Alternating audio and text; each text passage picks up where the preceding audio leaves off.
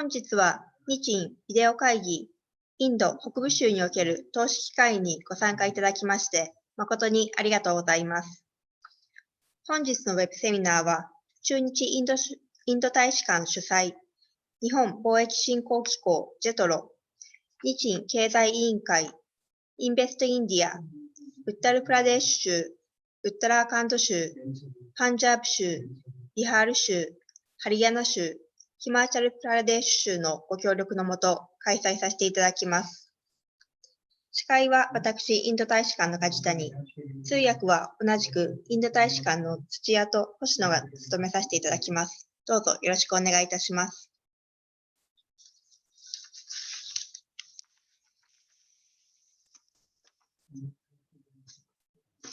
Thank you for your participation for Indo-Japan webinar, Investment Opportunities in the Northern States of India today. This webinar is organized by Embassy of India, Tokyo, in association with Invest India, Japan External Trade Organization, JETRO, the Japan-India Business Cooperation Committee, and the state governments of Uttar Pradesh, Uttarakhand, Punjab, Bihar, Himachal Pradesh, and Haryana.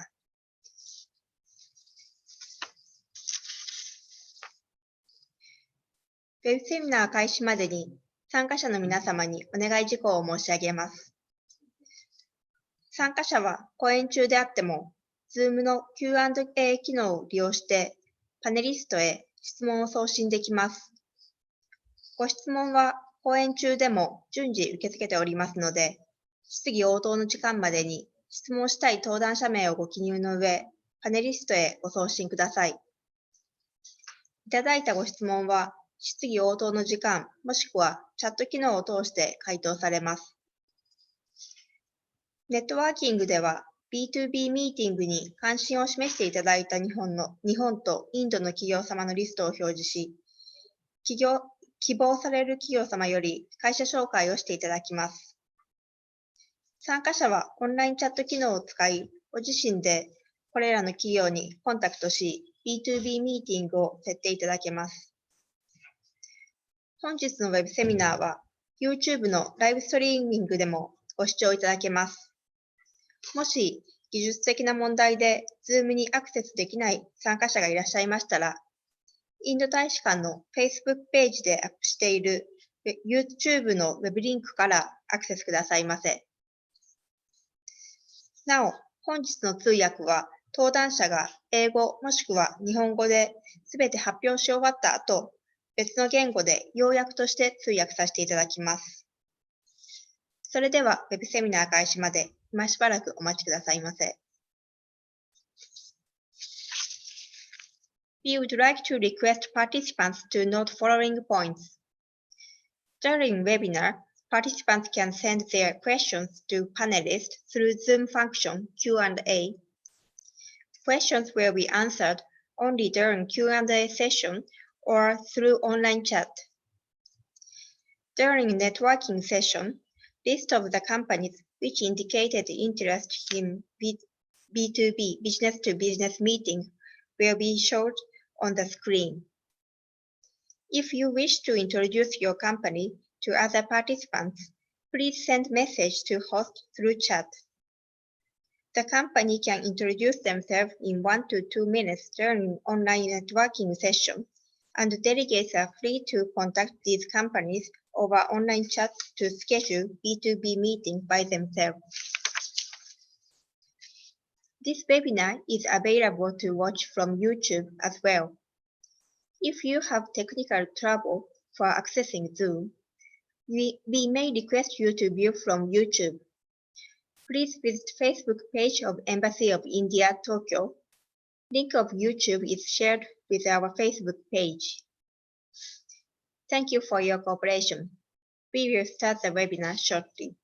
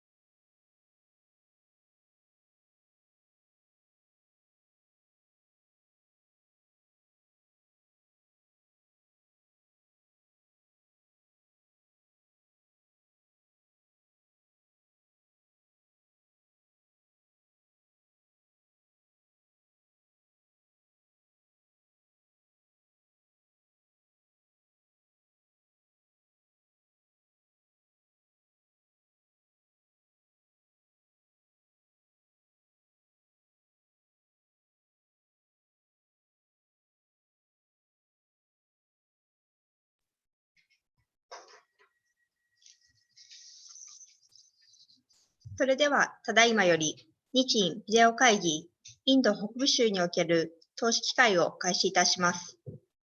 はじめに、在日インド大使館経済商務担当講師、モナ・カンダールより、開会と歓迎のご挨拶を申し上げます。First, I would like to request Ms. Mona Kandar, Minister Economic and Commerce, Embassy of India, Tokyo, to give a welcome and opening remarks.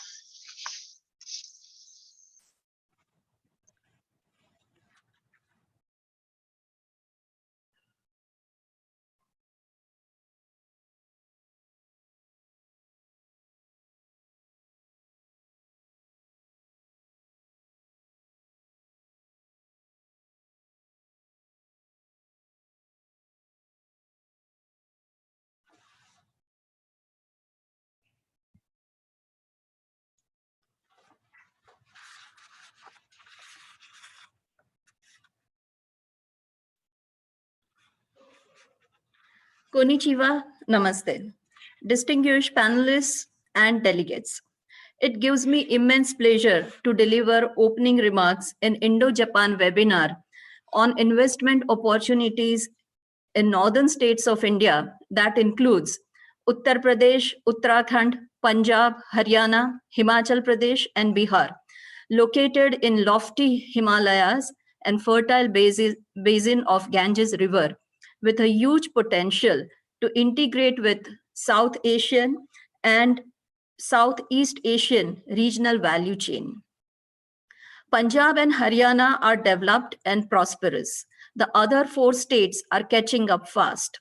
Japan is one of the top 5 investors in India.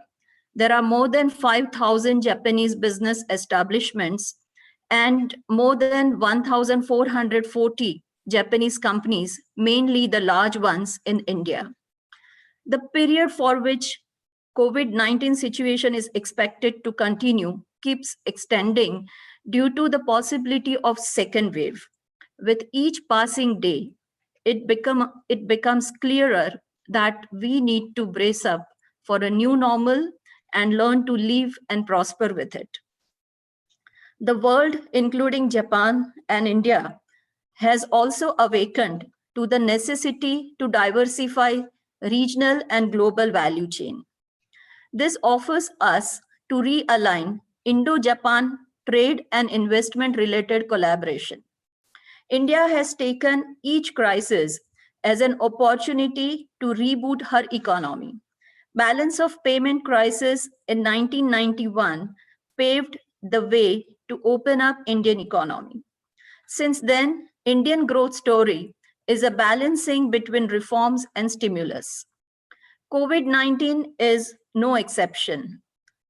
Government of India's Atmanirbhar Bharat stimulus of rupees 21 trillion, which is 10% of India's GDP, entails a series of reforms encompassing several sectors of Indian economy, such that it ensures higher GDP in future to provide additional fiscal space. Its main objective is to make India self-reliant by opening up Indian economy further to promote manufacturing in India. Rupees 1 trillion Agri Infrastructure Fund is set up to build farm gate infrastructure for farmers. Agri reforms like contract farming, removal of regulatory restrictions for interstate trade, removing agricultural products from essential commodities will give a big fillip to agro-processing sector. Power sector reforms will adopt a tariff policy that recognizes consumer rights and promotes industries. Coal mining sector is opened up with easy entry and revenue sharing norms. Very recently, Honorable Prime Minister of India unveiled auction process for 41 coal mines.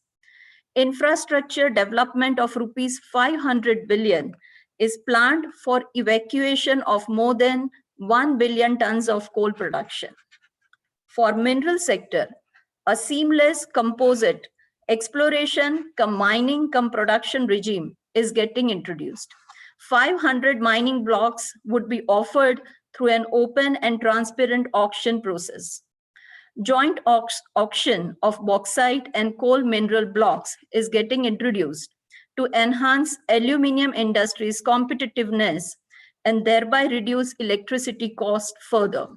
Distinction between captive and non-captive mines will be removed to allow transfer of mining leases and sale of surplus unused minerals, resulting into efficiency and stamp duty payable at the time of award of mining leases will be rationalized.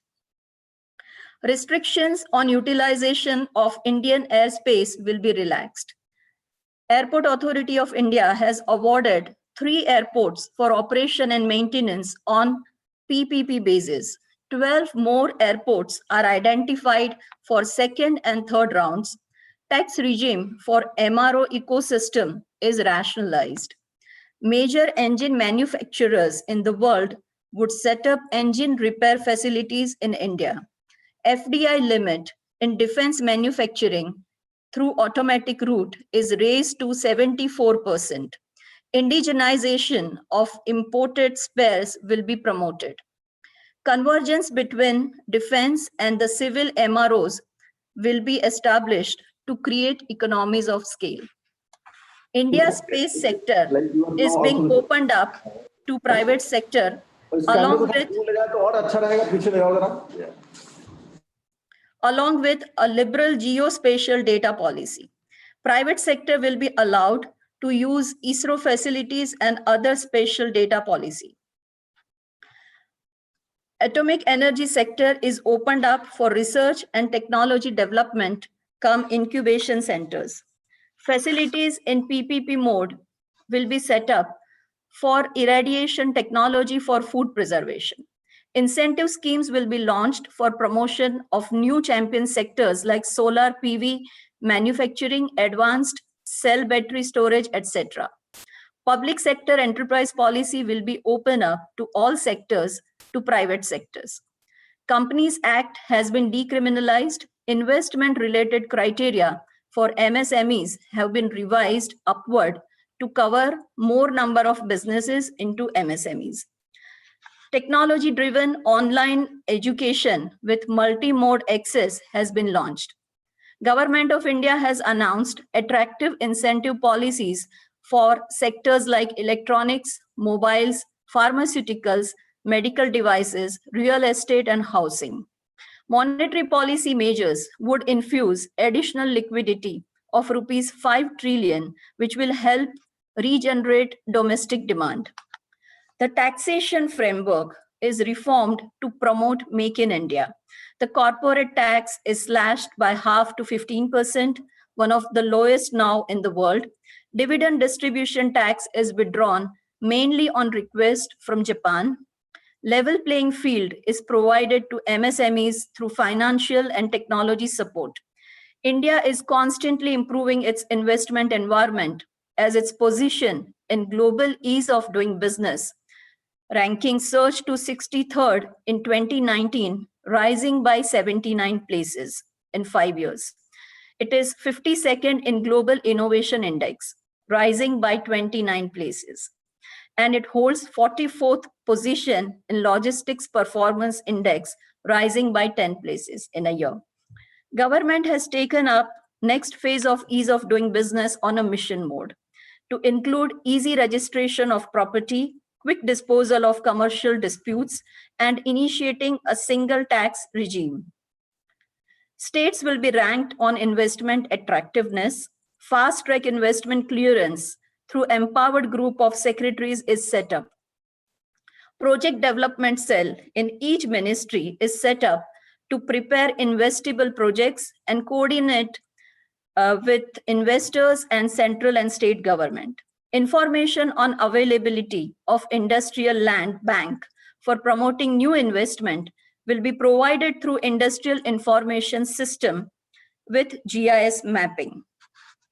India has a unique advantage of combination of low-cost skilled workforce and creative brains with risk-taking abilities that lead innovation and startup globally. combined with a third factor of demographic dividend, where 65% of Indian population is below 35 years of age. Skill India initiative of Government of India will skill about 400 million persons to adapt to Industry 4.0 for eye manufacturing. India has one of the largest startup ecosystems. This sector is Government of India's priority to provide comprehensive support of funding, policy push, and ecosystem. Rupees 100 billion fund is set up and provision is made for early stage funding and tax incentives. National mission on quantum technology and application have been launched. Platform like India Stake is similar to internet on which applications are developed and connected through interoperability, thereby boosting startup and innovation further. Telecom, artificial intelligence, and Internet of Things are some of the growth engines. India has evolved from being an outsourcing hub to research and development hub with more than 1,400 research and development centers employing 900,000 professionals by almost all multinationals in this sector, including some well-known Japanese names like NEC, Rakuten, Sony, Nissan, etc. In a major boost to infrastructure, India has announced $1.4 trillion India Infra Pipeline Policy for next 5 years, covering more than 6,500 projects. National Logistics Policy aims at reducing logistics cost from 14% to 10% to boost Make in India and export from India. Considering advantages like democracy, rule of law, strategic location, and others, India is rated as a top destination for foreign direct investment by Bloomberg Media and JBIC.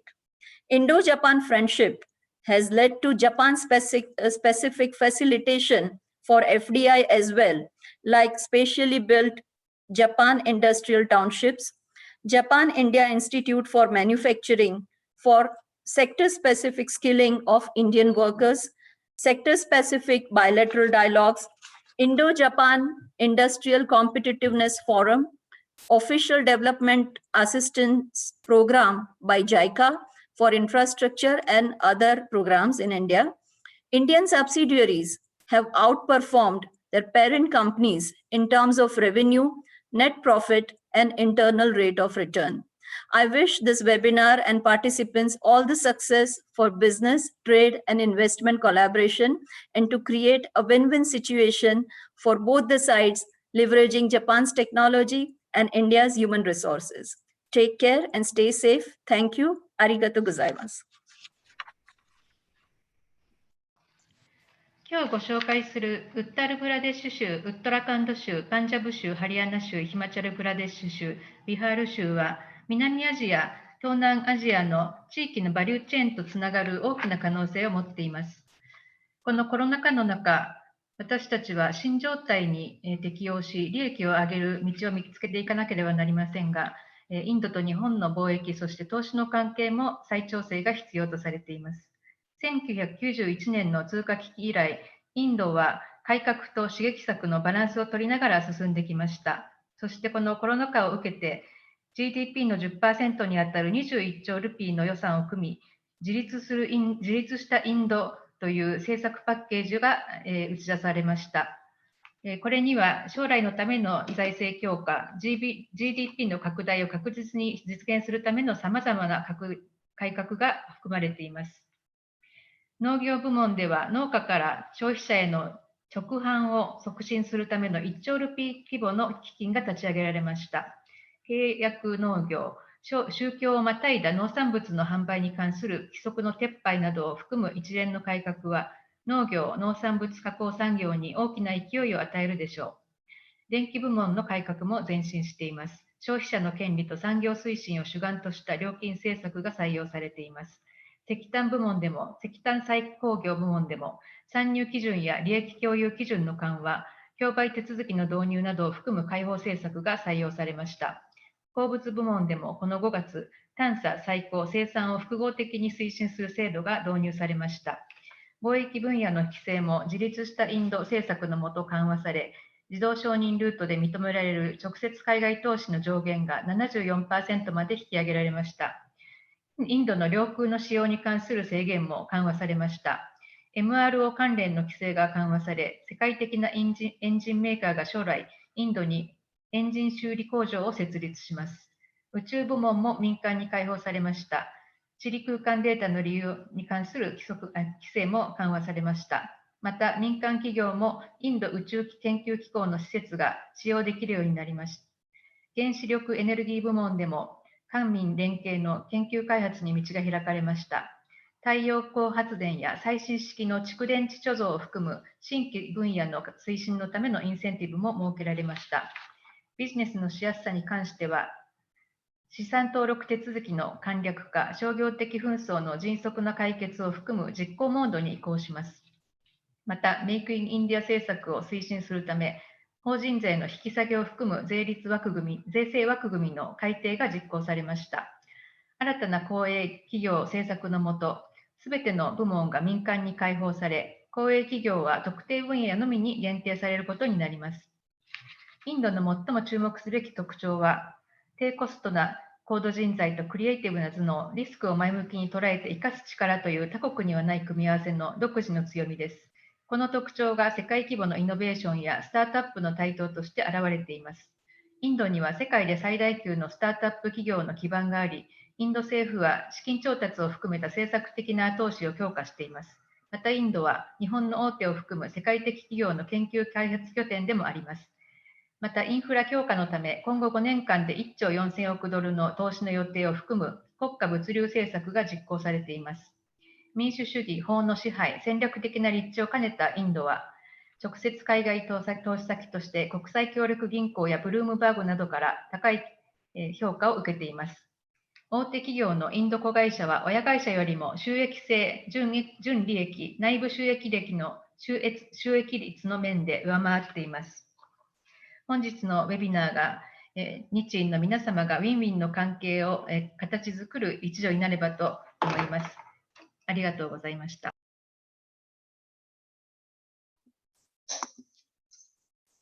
Next, I would like to request Ms. Yasuyuki Murahashi, Chief Director General, Sectoral India, to give the presentation on investment environment of Northern States. 続きまして、ジェトロニューデリー事務所所長、村橋康之様より、インド北部州における投資環境についてご講演いただきます。村橋様、よろしくお願いいたします。皆さん、こんにちは。ジェトロニューデリー事務所の村橋です。私、今日はニューデリーの方からお話をさせていただきます。今日の投資機会のセミナーは北部州が対象ということで、いずれもニューデリー事務所が所管している州になります。日本とインド全体の関係については、冒頭、モナ講師からお話があったと思いますので、私の方からは今日、私の後にプレゼンされる6つの州の概要について、全体をざくっとではありますけれども、ご案内したいと思います。私自身もまだインドに来て1年弱ですので、今日の州6つの中でまだ訪れることができない州もあります。ヒマチャルプラディシュですとか、ウッタラカンド、ビハル州はまだ訪問の機会がなくて、まだ聞いたことの知識のみですけれども、今日全体像が分ける形でお伝えさせていただきたいと思います。じゃあまず、全体像で。まずこの地図ですけれども、今日の対象となった6つの州を出したものです。大まかな人口規模、それから、1人当たりの GDP を表しております。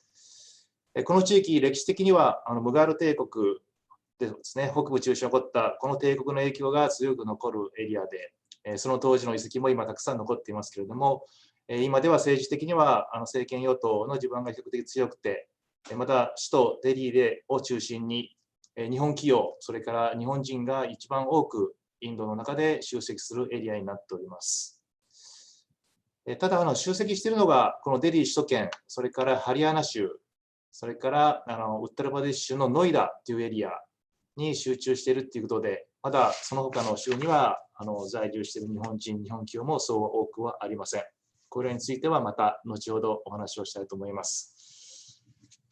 この地域ですけれども、デリーから西にムンバイ、デリー・ムンバイ大動力構想、それから、東のコルカタに向けて、パンジャブ州のアリムトサルから東部回廊ということで、大インフラプロジェクトが現在も進められています。ただ、まだまだ開発途中でありまして、これからもさらにインフラであり、それから工業団地、都市の発展が期待されるエリアになります。この北部州の特徴をですね、少し地域別に見ていきたいと思います。まず東ですね、このウッタラパラディッシュ州、それからビハール州、この2つの州はここに書いてありますように、人口が非常に多く、両州合わせて3億人を超えます。大農業地域でもありますけれども、まだ1人当たりの GDP が1000ドルに届かないということで、これからインドの発展、インドの開発の可能性としては一番大きな可能性を占めている州だとは思います。でこのウッタルプラディッシュにはノイダというデリーに近接する大都市圏があります、工業団地がありますけれども、ここにはスタートアップも集積し、日本企業も数十社進出しております。でこのデリー首都圏 NCR とよく言いますけれども、この地域は先ほど申し上げましたように、日本企業、日本人が多いこともあって、日本人向けサービスであったり、それからショッピングモール、近代的なショッピングモールや大規模マンションであったり、それから日本人向けのサービスであったり、こういうところが充実している、日本人にとっては非常に住みやすい首都圏になっております。特にウッタラプラディッシュは、ここ数年、農水省等のイニシアチブもあって、農業関係、あるいは農水産関係ですね、農品関係のプロジェクトも進んでおります。数社日本企業が訪問したり、それから対話をしたりということで、少しずつ可能性も見えてくるのではないかと思っております。同じくデリーに隣接するハリヤナ州、ここは皆さんよくご存知だと思いますけれども、マネサール、グルガオンという非常に日本人からも馴染みの深い地名があります。で工業団地が集積しているところであります。でこの北行きますと、ヒマーチャル・プラディッシュ州とウッタラカンド州なんですけども、この地域は特に観光、ヒマラヤ山脈の麓にあるということもありまして、観光であり、それから農業も盛んな土地です。特にウッタラカンド州は、ヨガの聖地、リシケ州等でも有名です。日本人馴染みの深い方もいらっしゃると思います。この地域からデリー首都圏にはたくさんの農産物も届いてきますし、私もよくこの2州から捉える無農薬であったり、オーガニックの野菜もよく調達をしているエリアです。次に、パンジャブ州に行きます。パンジャブ州はパキスタンと国境を接していますけれども、皆さんもご存知でしょうか、アリムトサルという大都市にはゴールデンテンプルというシーク教の聖地もあり、シーク教徒の方が多いことで有名な州であります。この地域、肥沃な土地と、それから水に恵まれ、農業や食品加工等が盛んですが、インドで多いとよく言われる労働紛争も少ない、あるいは電力などインフラも非常に整っているということで、なかなか魅力的な投資環境が揃っている地域だと思われます。昨年の11月に同州で、投資サミットというのが行われた際に我々も参加したんですけれども、その当時、今回後でお話をされますが、インベストメントパンジャブという組織といろいろとやり取りをしましたが、非常に物事の進め方等も含めて、彼らの取り組みに感銘を受けることが多かったです。非常に仕事のしやすい印象を持っております。で次のページに行って、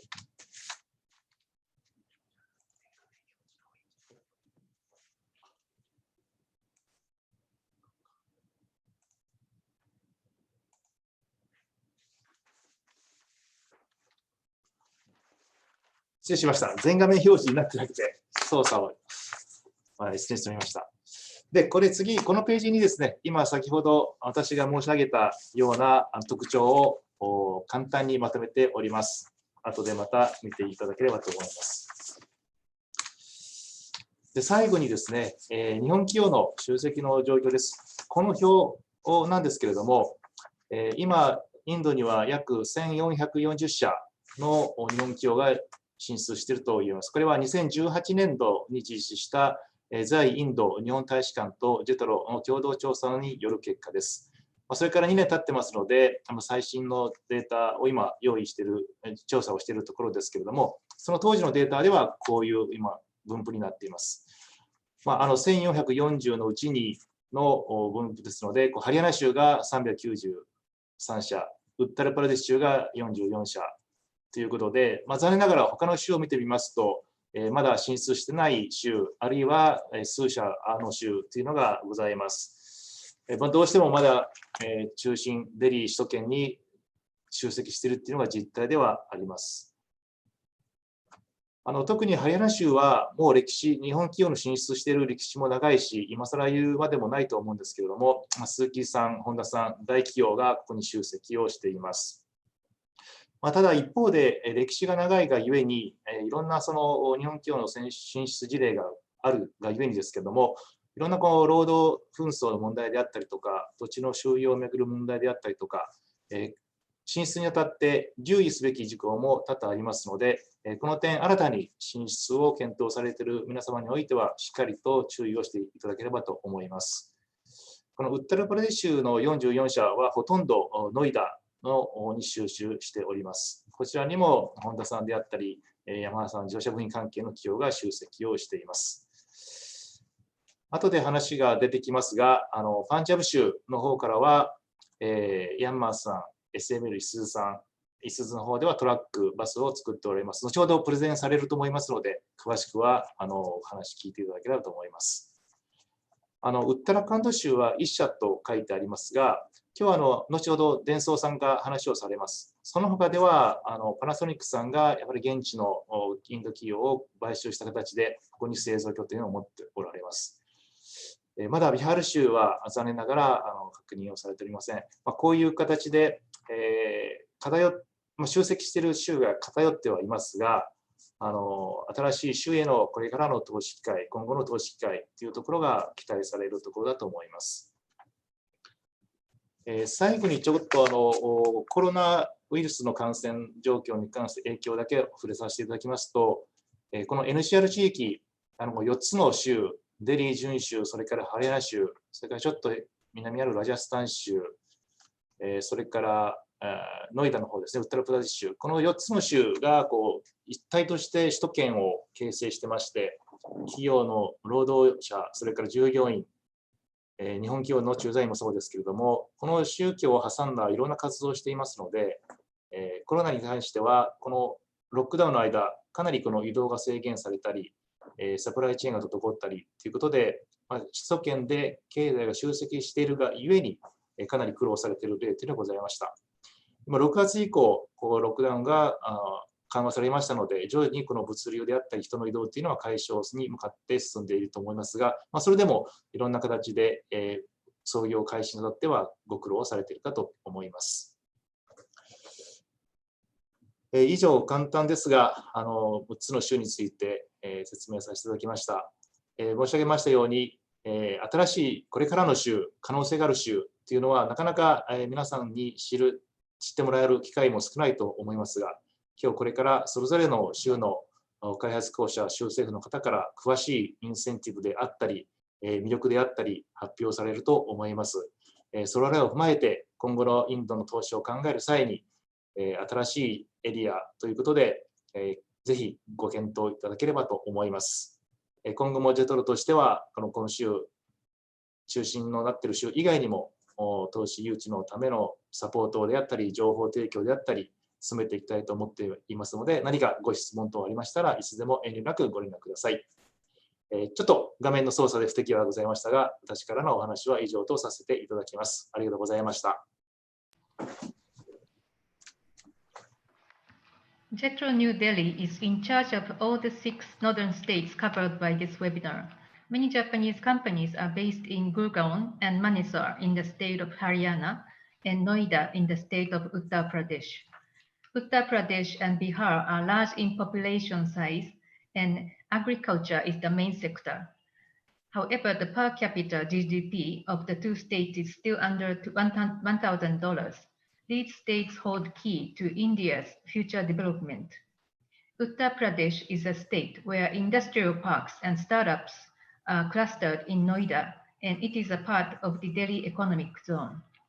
There are some ongoing mega infrastructure projects in the Delhi area, including the Delhi-Mumbai Industrial Corridor.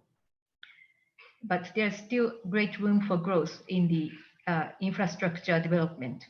In the state of Haryana, Gurgaon is home to the offices of many Japanese and multinational companies. And like Delhi, there are many modern shopping malls, services for Japanese people, and many Japanese restaurants. Himachal Pradesh and Uttarakhand, which are located in the foothills of the Himalayas, are famous for its agriculture and tourism. Industrial development in these states is still in its infancy.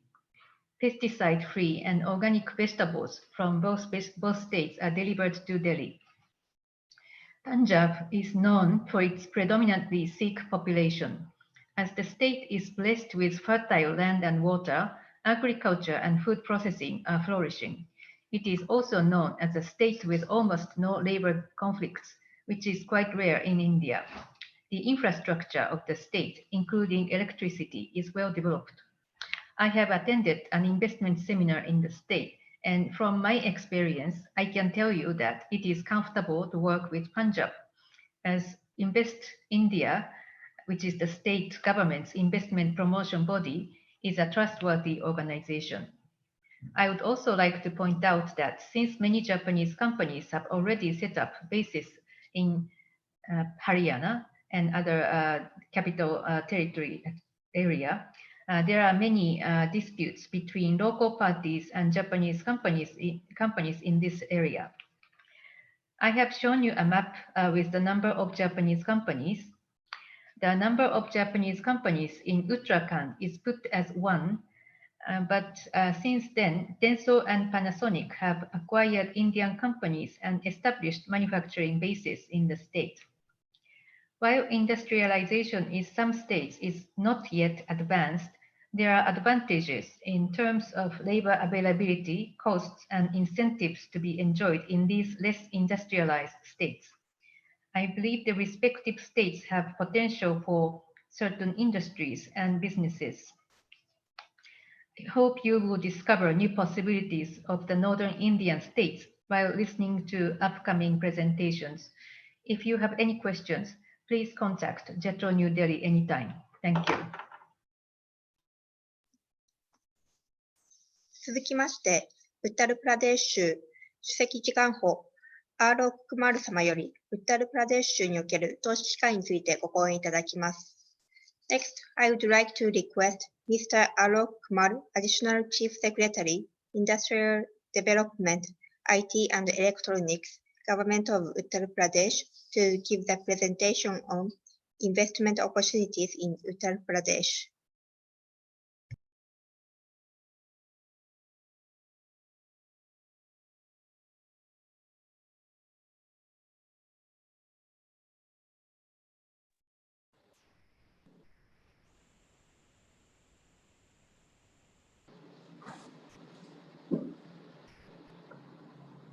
Very good morning to all the esteemed participants in this seminar. My video is not visible. Yeah, now it is visible. Yeah. So,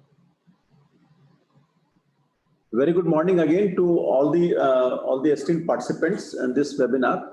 And I am joined this morning from Lucknow by Mr. K.V. Raju. He is the economic advisor to Honorable Chief Minister of UP. So it's a matter of great pleasure to speak in this webinar to all our friends from Japan and Japanese companies. Japan has been a long-standing partner for development of Uttar Pradesh, Let me mention the Anapara B power plant, which has been set up with Japanese corporation, and it is one of the most successful, still very well working power plant. So we have a very prominent background for cooperation with Japan. So can I have my my So presentation? please share your presentation. Click on share screen and share your presentation with the delegates.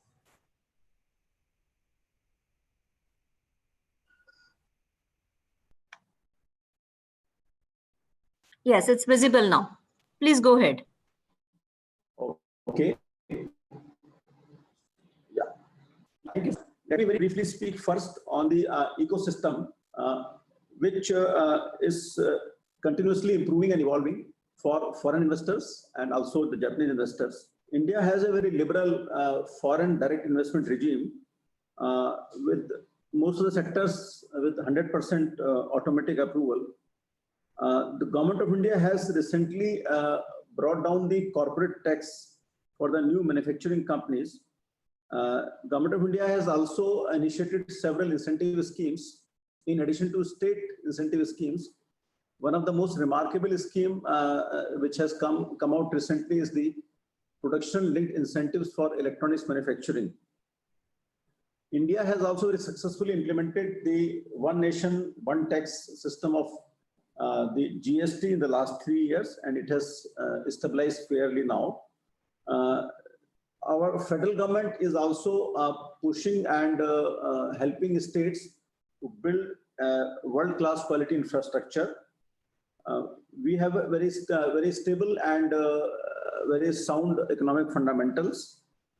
The exit from business has also become now comparatively easier with the institution of insolvency and bankruptcy code in the last few years.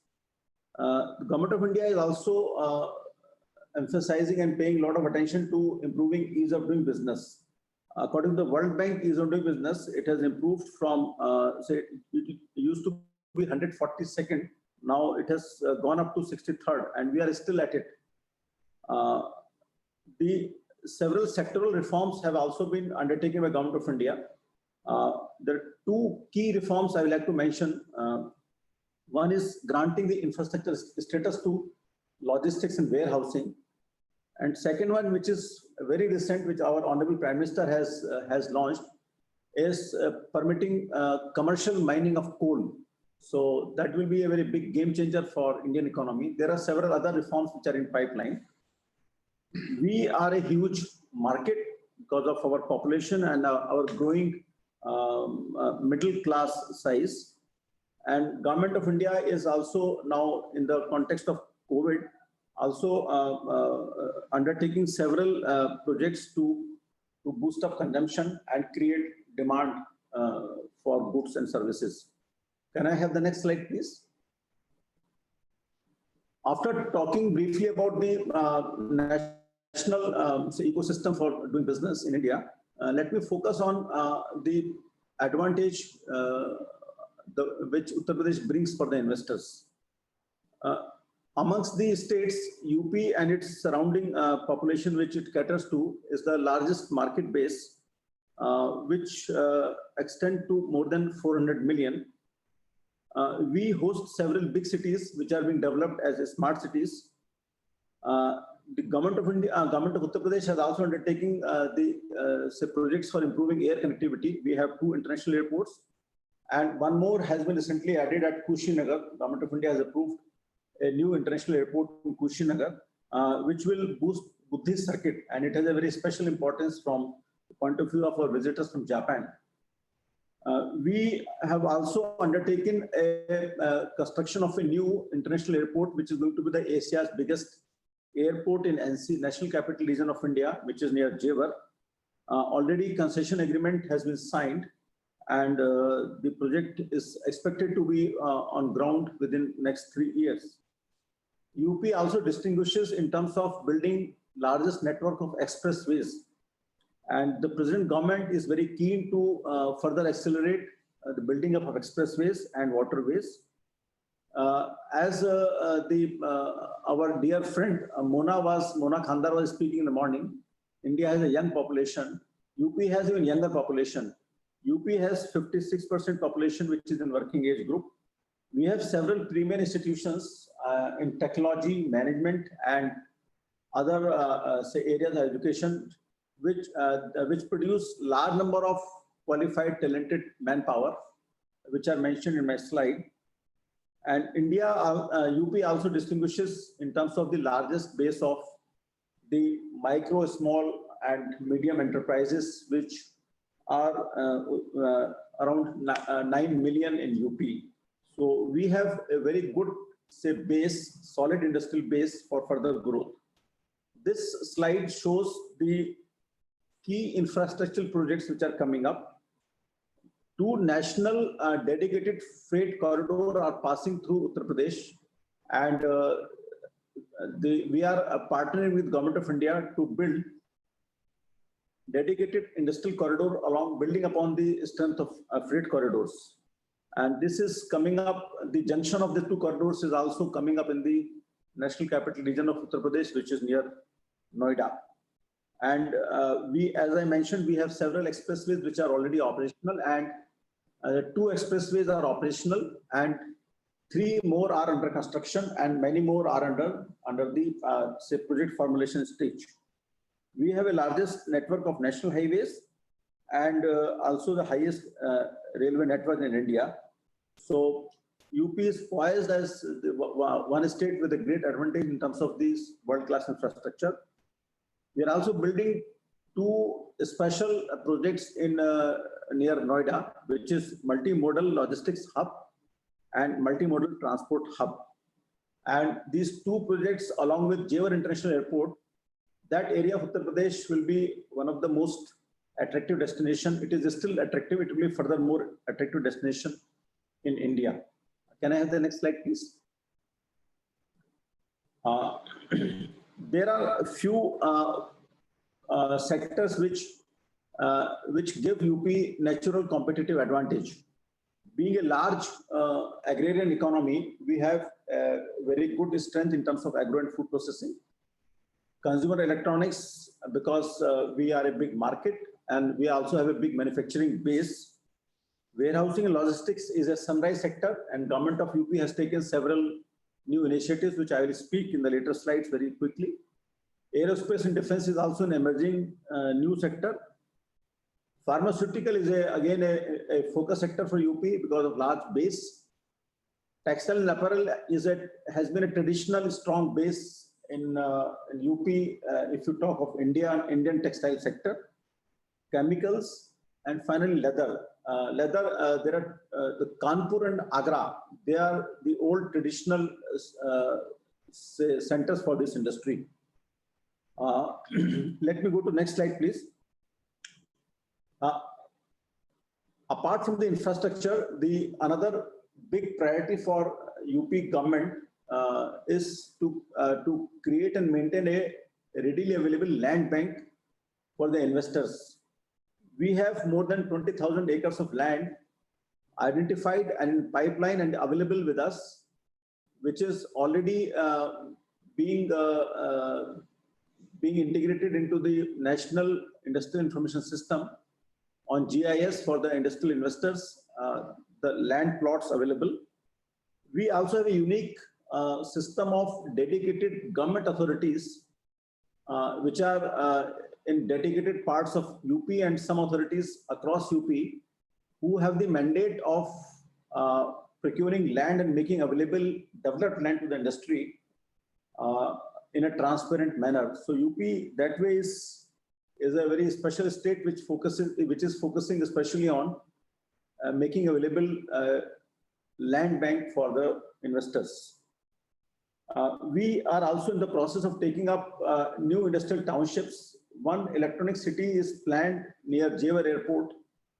We have already formulated the development plan, and 2 integrated townships are in advanced stage of development. One near Kanpur, which is Transganga, and another near Prayagraj, which is Saraswati High Tech Park. So they have a mixed land use, and these are in advanced stage of development, and the lands are being allotted. Several industries have already applied, and they've got allotted land in these two townships. Can I have the next slide, please?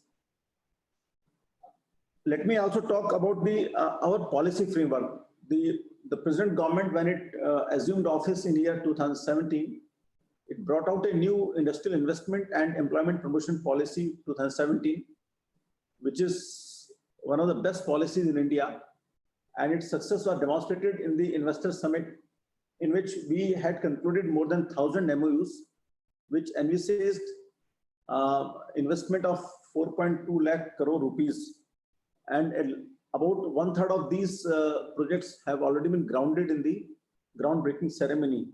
And these projects, several of them have been completed and are in the commercial production, and several others are in the advanced stage of development. Apart from the umbrella policy, which I just spoke, government of UP has also brought out more than 20 sector-specific policies. Some of them are mentioned here, like food processing policy, defense and aerospace manufacturing policy, electronics manufacturing policy, pharmaceutical policy, textile, warehousing and logistics, civil aviation, IT and startup, electric vehicle manufacturing policy, solar policy, tourism policy, private industrial park policy, the MSME policies for micro and small enterprises, and a biofuel policy.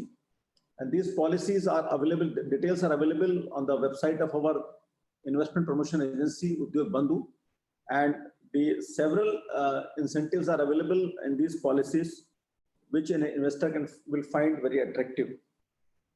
And these policies have been also recently reviewed, and for removing any small barrier or any small point in the implementation. And this policy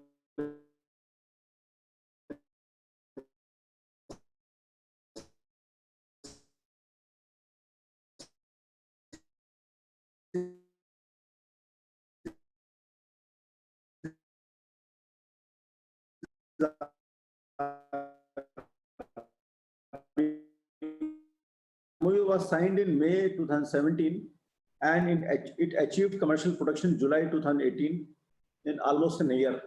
So this is a demonstration that when the big investments they come to UP, government of UP wholeheartedly supports them in all possible manner. Can I have the next slide, please? I'll very briefly speak about the key sectors. Electronics manufacturing, UP has emerged as one of the most successful and most attractive base for mobile manufacturing and component manufacturing in India. And let me also share, UP government is bringing out a new, more attractive electronics manufacturing policy, which has been drafted and has been submitted to cabinet for its approval. Talking about defense sector, there are two defense industrial corridors announced by Government of India. One of them is in UP, Uttar Pradesh, especially in the Bundelkhand area, where plenty of land is available. And Government of India is supporting wholeheartedly the setting up of new defense manufacturing units in UP in this corridor. We have also brought out a new policy recently. Logistics area, there are two very major developments. It has been now permitted to set up these warehousing and logistics parks and units in the industrial land use. Previously, these were considered as commercial land use. So this change has brought down the prices of land and the benefits available to these units in a significant manner. Land prices have come down by more than 2/3. So this has become very attractive, and being a largest market, this is a sunrise area for us. Agro and food processing, of course, is an area of strength, and government of UP is pushing very hard to set up several mega food parks which can come up. Next slide, please. Textile and apparels is a traditional strength of Uttar Pradesh. We are now in the process of setting up a big textile garment manufacturing hub in UP with major nodes. For this, an RFP has been prepared, and several new textile parks will be coming up, which also envisages private sector participation. Aerospace and civil aviation is coming up with the defense sector, because with Jewar International Airport and Aero City coming up close to it, we are very sure to attract a lot of MRO business and other related businesses from aerospace sector. Health and pharmaceutical, the government of UP is preparing a bulk drug manufacturing park, which government of India is assisting, and we are very hopeful that this park will come in UP and will be a big push for the drug manufacturing and drug manufacturing companies to set up there. The startup and venture capital is another area. We have more than 2,800 startups, and many of them has come up in Noida region. A new policy for further boosting of startups has been submitted to the cabinet for its approval, and government of UP has also set up a fund of funds partnering with SIDBI with a fund size of about 1,000 crores of rupees. Next slide, please. This is one area which we have identified for setting up a dedicated special industrial park for Japanese companies in Noida sector 145. These details have been shared with JETRO, and this is one project which can be taken up easily, very quickly. I will also like to share with the two new developments based on the advice given by our economic advisor, Mr. K.V. Raju. Industrial Development Department has finalized a policy for permitting mixed land use for industrial parks. So they will permit, say, up to in the developable area 75% core activity, and other areas can be used for residential, for small commercial, and for the other support activities. This is a new intervention which Industrial Development Department has finalized, and we are in the process of amending our zoning regulations and building bylaws. We are also now scouting for new industrial areas along the expressways which have been built and which are under construction. We have set up a high-level committee at my level, and we are targeting to identify around 20 to 25 new industrial areas which will come up and which will be available for development with the help of private participation through PPP mode.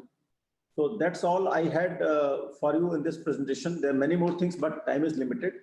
Once again, we are very actively pursuing, say, new investments in UP. Our Honorable Chief Minister has also approved setting up Invest UP, which will be a dedicated investment promotion and facilitation agency, single point, right from the first query up to the commercial production. This agency will be providing all support and handholding, ground handholding. So thank you very much for giving this attention, and I will be very happy to answer any question or clarification. Thanks a lot.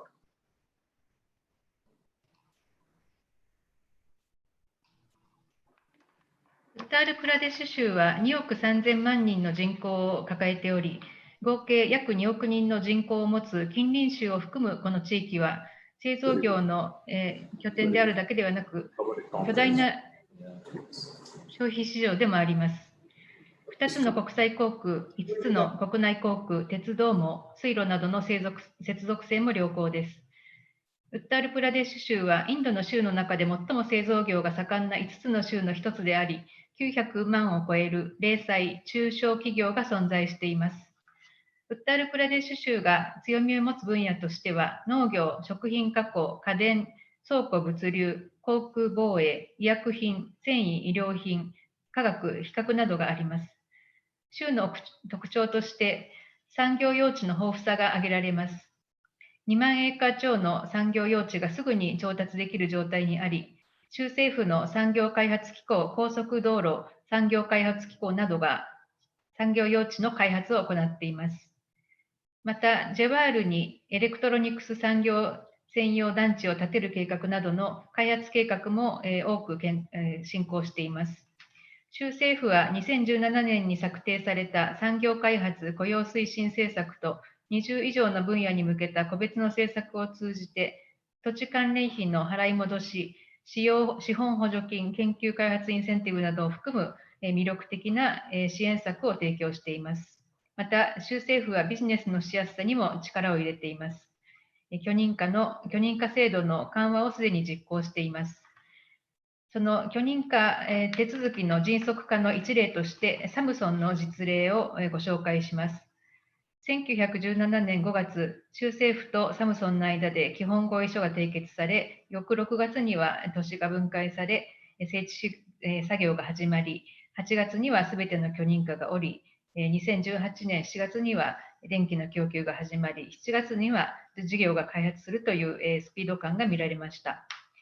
これは UP 政府がこの企業を支援する姿勢がよく表れた例だと思います。主要分野における機会としては、まず電子製品、特に携帯電話が挙げられます。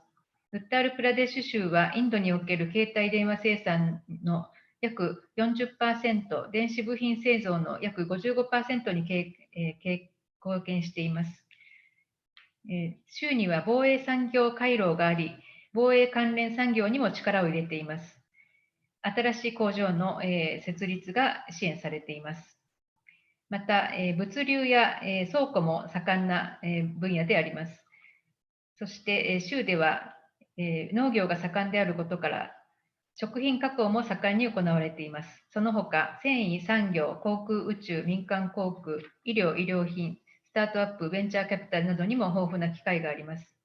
主要な産業集積地であるノイダでは、ノイダセクター145と呼ばれている日系企業専用の産業団地が提案されています。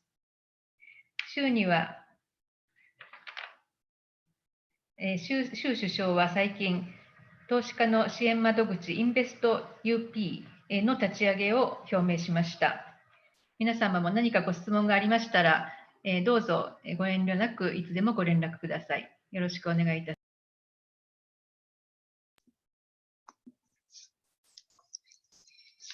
続きまして、ビハール州貿易コミッショナー RS スリバスタブ様より、ビハール州における投資機会についてご講演いただきます。Presenters are requested to kindly follow the timeline. Next, I would like to request Mr. R.S. Srivastav, Investment Commissioner, Government of Bihar, to give a presentation on investment opportunities in Bihar.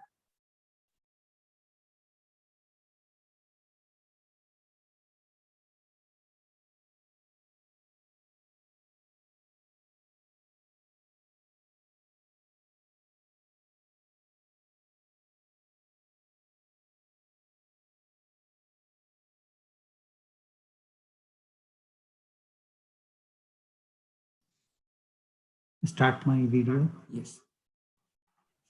Yes, please start. Thank you very much. And good morning, Honorable Minister, Economic and Commerce, Ms. Anna, Chief Director General JETRO India, Mr. Yasuyuki Murashahi-san, my senior colleagues from different states of Government of India, colleagues and friends. I am joining you today from Bihar, and along with our senior, our Secretary Industries, Mr. Narmadeshwar Lal, who is also there today. It's a pleasure and privilege to be here and present to you the changing scenario in Bihar. Next slide. Yes. As you see, Bihar is located on the eastern side of India. This location is very important. We are sharing a border of 700 kilometer plus with Nepal. We are close to Bhutan. We are close to Bangladesh. And these are also major trade partners. We are also a very important player in BIMSTEC, SAARC, and ASEAN nations because of our location. And I'm very happy to tell you that Bihar today is the fastest growing economy in India. As per CRISIL's State of States Report 2.0, for the March ending 2018, our growth rate was 11.32%, highest in the country. And we have maintained this in 2018-19 as well at 10.5%. And for the entire decade between 2011-12 to 2018-19, our growth rate has been 12.01%. It's not only the GSDP of the state, but also the per capita income, which has grown fastest in the country for Bihar. And as a result, our per capita income growth is also 10.16% during the decade that I am talking about. And this shows that in Bihar, there has been more equitable growth. Hello. Hello. I hope I am audible to all of you. And the Gini coefficient for Bihar is 0.22, which is equivalent to Scandinavian countries. That growth in Bihar has not been lopsided, not cornered by one section, but it has been equitable and growth with justice has been there. We are leaders in fruits and vegetables production, third position in vegetables, sixth overall in fruits. And we are happy to say that we come from the land of Buddha. Now, what are the advantages of Bihar? The advantages of Bihar are a strong agricultural base. We are located at a strategic location. We are having a good industrial land bank and skilled manpower. What has happened? Huh?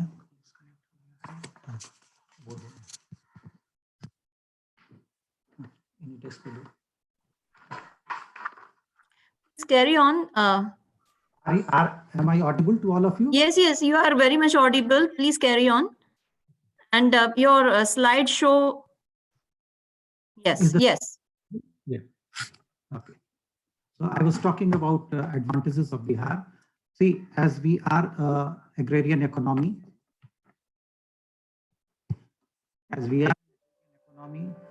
agriculture is our strong point, and therefore food processing industries have the maximum potential in Bihar.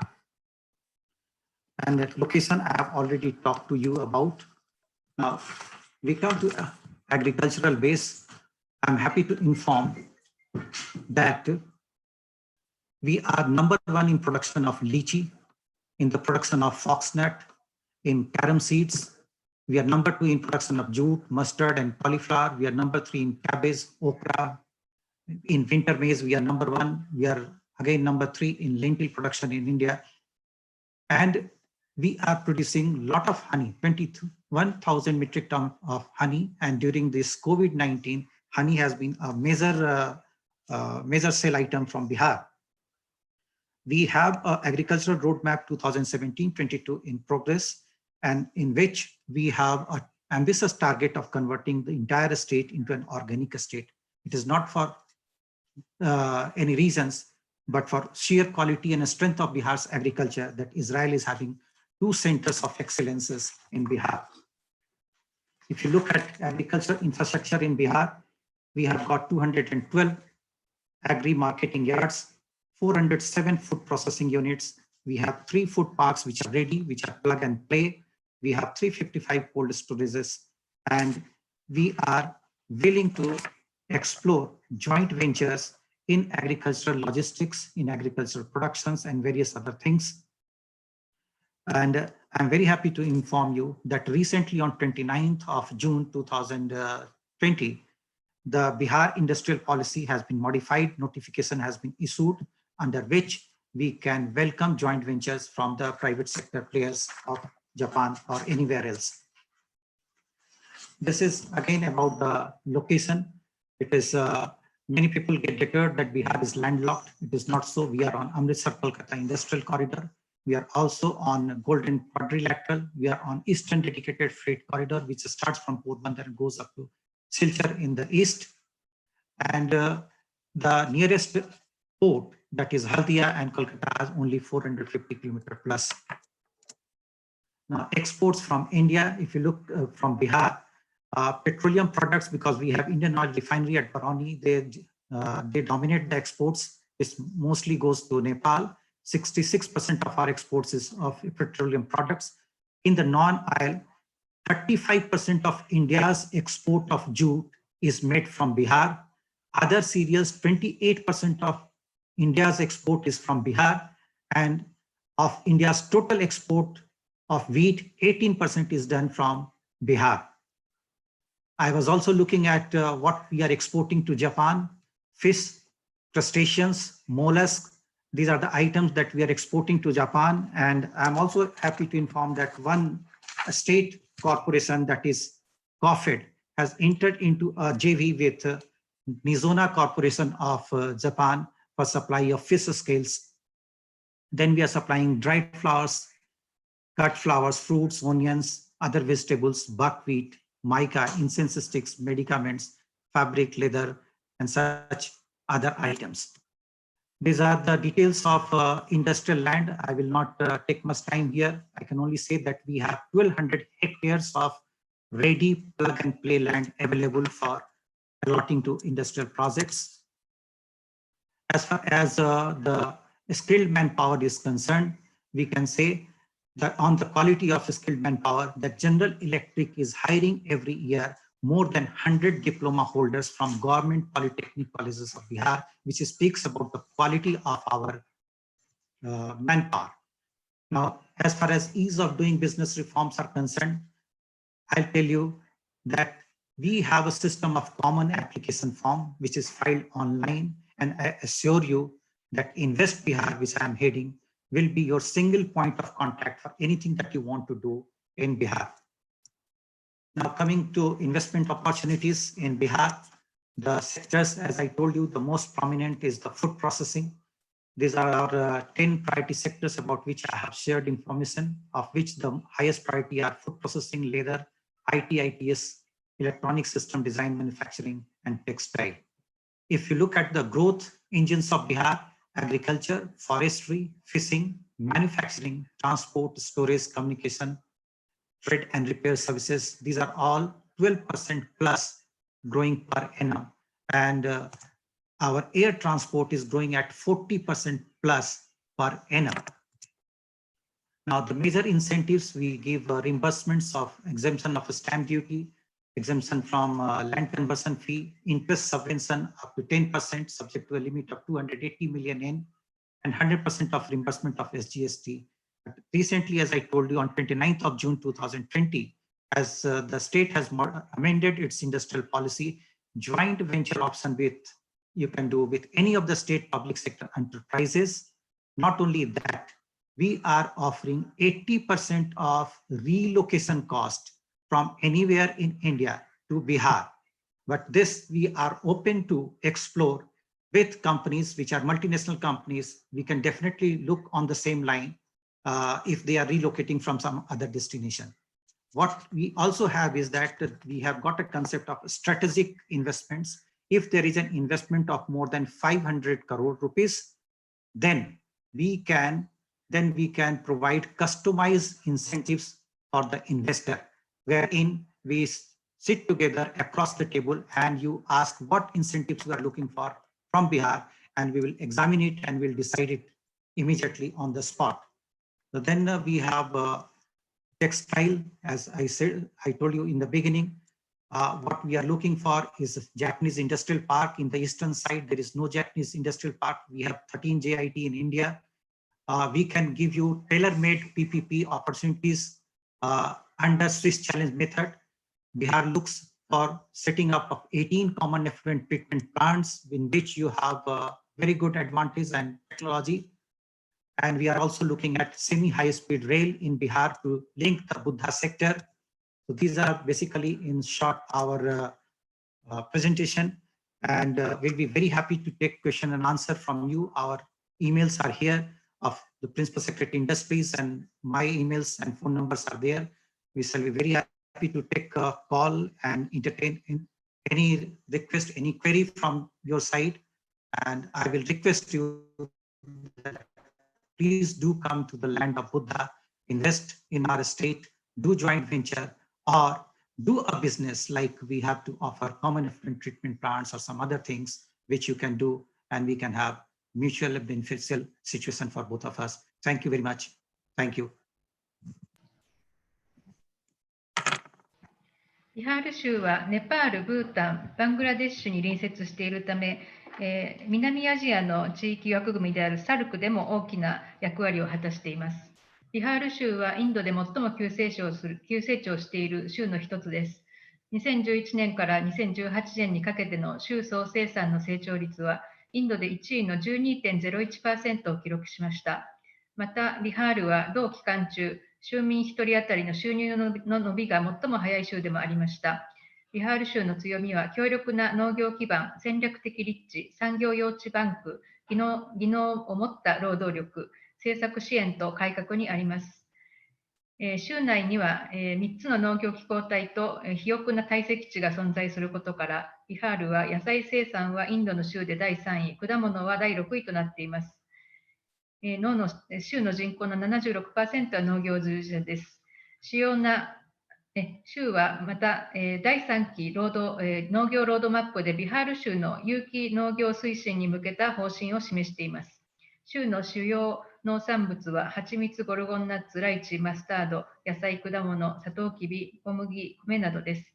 ビハールの経済は農業が基盤となっており、食品加工業も活発です。355カ所の低温倉庫や3カ所の食品産業団地、212カ所の、農産物市場、407カ所の食品加工施設をはじめとする充実した農業インフラがあります。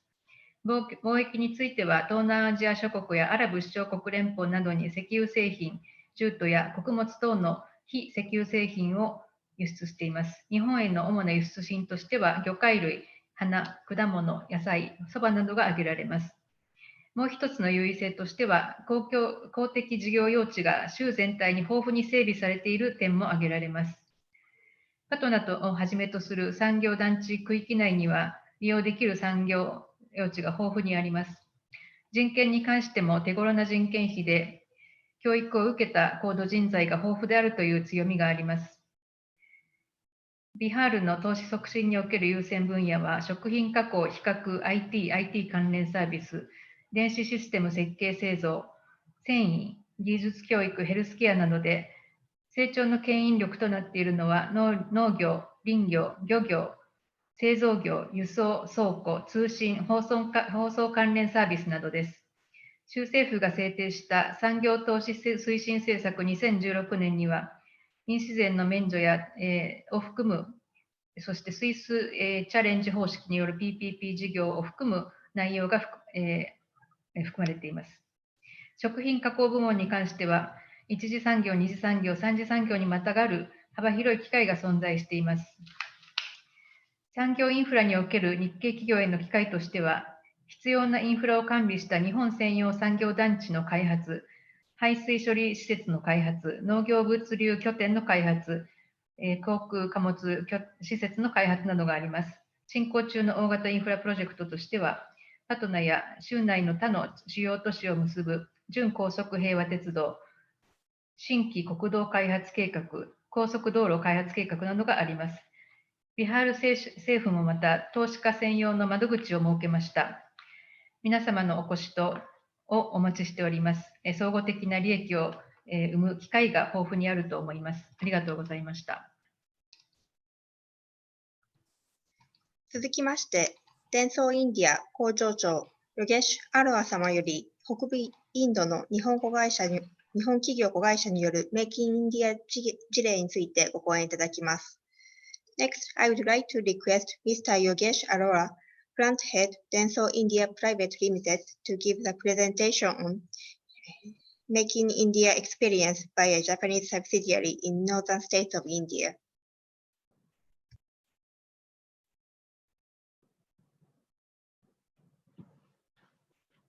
こんにちは。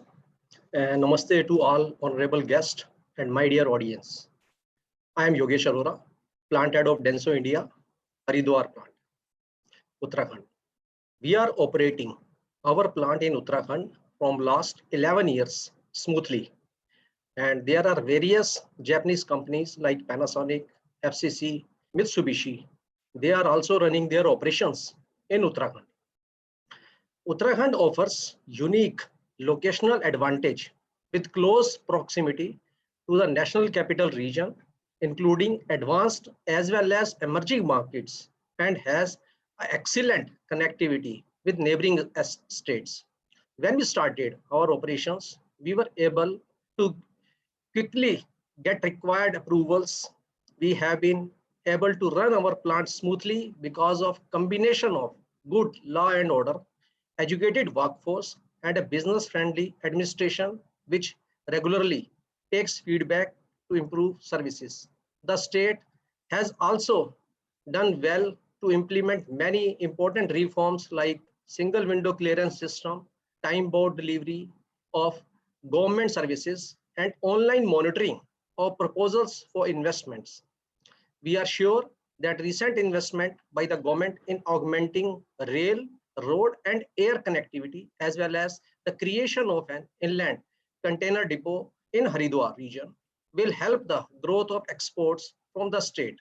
So I would like to also comment on the beautiful environment of this state, the mighty snow-capped Himalayas, lush green forest, holy Ganga River, a vibrant social life, a world-renowned education system, and friendly people contribute to make Uttarakhand a good place for families of our workers.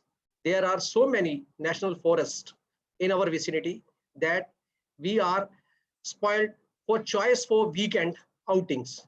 I am thankful to Government of Uttarakhand and Embassy of India in Tokyo for giving me the opportunity to express my views through this platform. I am sure Japanese companies will also find Uttarakhand as good as us for setting up and running businesses. So Denso is committed for making the world a better place through its own products and technologies.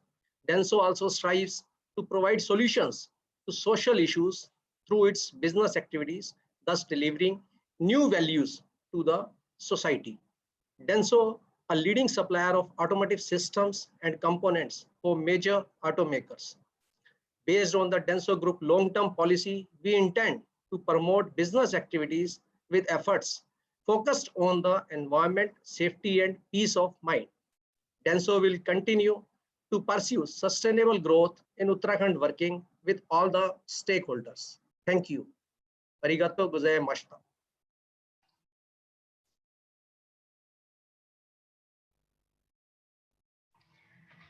デンソーインディアの拠点はウットラカンドにあります。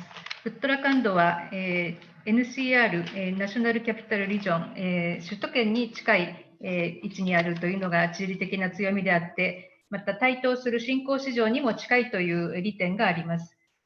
そして、この、法と秩序が大変、いい状態にあって、教育を受けた人材も豊富にいるという点が強みです。そしてまた、ウットラカンド州政府は、オンラインにより投資の状況を監視するシステムを設けています。州は鉄道や道路などの接続性も大変良い状態にあります。そして、ウットラカンドのその良い点の素晴らしい点のといえば、大変美しい環境にあるということです。その雪をかぶった美しいヒマラヤ、そしてガンジス川がこの州にあります。そして社会的なその環境も大変整っており、人々も大変友好的でありますので、そのこの駐在員の方にも、そして家族にもいい環境であると思います。そして森が大変豊かなことから、この週末には出かけていってピクニックなどができるという素晴らしい点があります。デンソーはその製品を通じて世界をもっと良い場所にすることを目指しています。そして社会的な問題に製品でその解決を示して新しい価値観を生み出すということを目指しています。そしてこの製品開発を通じてその安全、そしてより良い環境、持続的成長を実現することを目指しています。この機会をいただきましたインド大使館の皆様、そして主催者の皆様、ありがとうございました。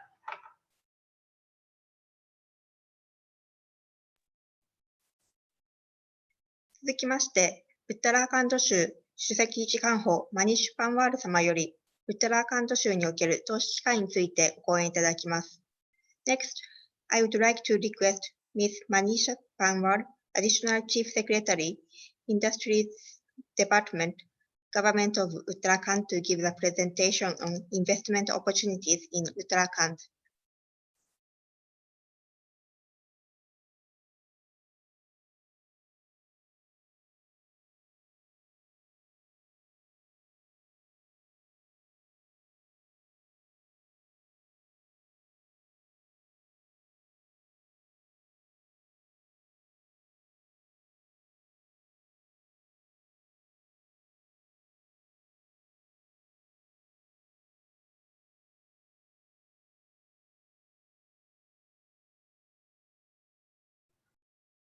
Uttarakhand, please unmute your mic.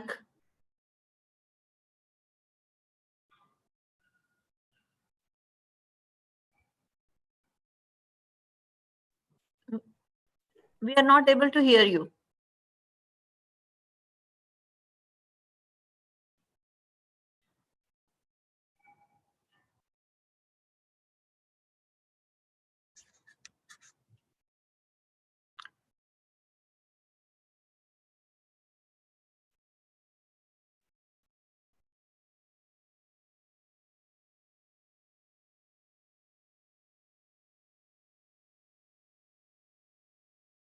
Please share your presentation through share screen. Green button below.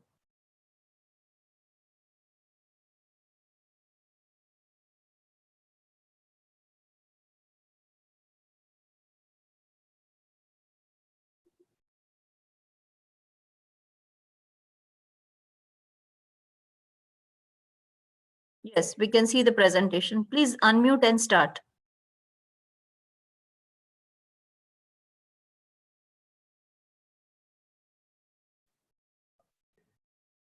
We can't hear you. Uttarakhand, we can't hear you.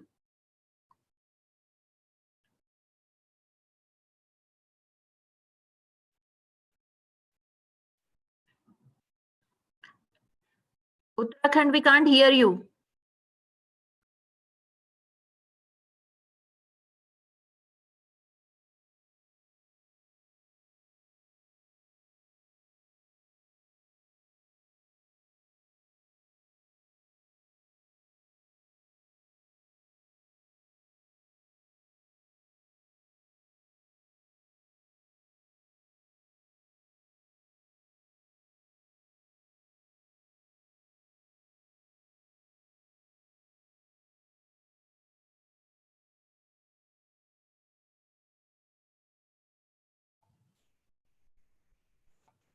Are we audible now? Yes. Yes, you are audible now. Please start soon. Yeah, sorry for that glitch. So very good afternoon to all participants of the webinar today. And let me start by thanking the Minister Economic for setting a very appropriate stage for investment related dialogue with our counterparts in Japan. I thank her for her opening remarks. I'll now start with a brief presentation about the state of Uttarakhand. So I hope you can see the presentation now. Yes, please go ahead. Yes. So Uttarakhand is located close to the NCR region. We are just a 35-minute flight away from New Delhi, and we are also very well connected by road. Uttarakhand, as the statistics show on the slide, we are one of the fastest growing states of the country, and our per capita income is amongst the highest in the country. We have a very strong manufacturing base. The manufacturing sector actually contributes about 36% to the state GDP. We already have one inland container depot, and another one is also in the pipeline. So for manufacturing industries, it is very strategically located with good access to dry port facilities. Next, please.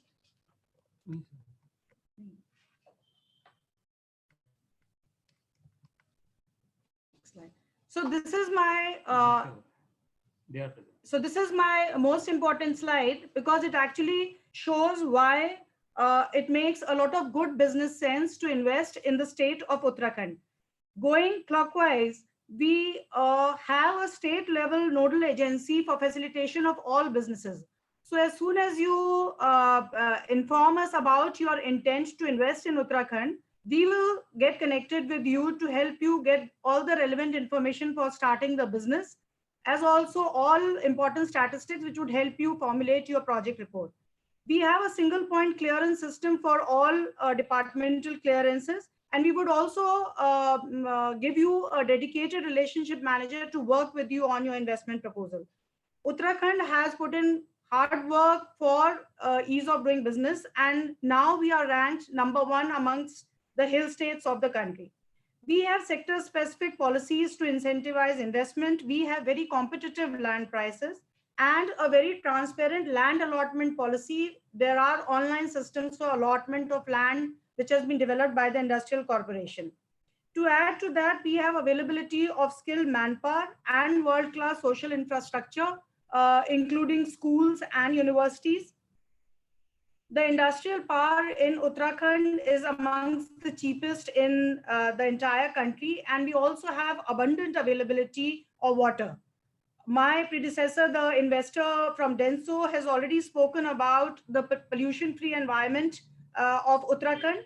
And to add to that, but definitely not the last point, we have a very good law and order situation, and the state has one of the lowest man-days lost record due to industrial strife. So there's hardly any labor problem in our state. Next slide, please.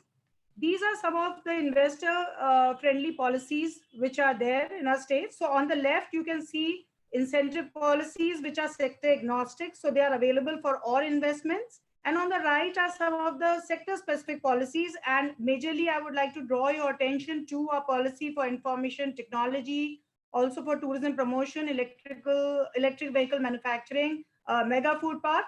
And then there are other detailed sector policies which have been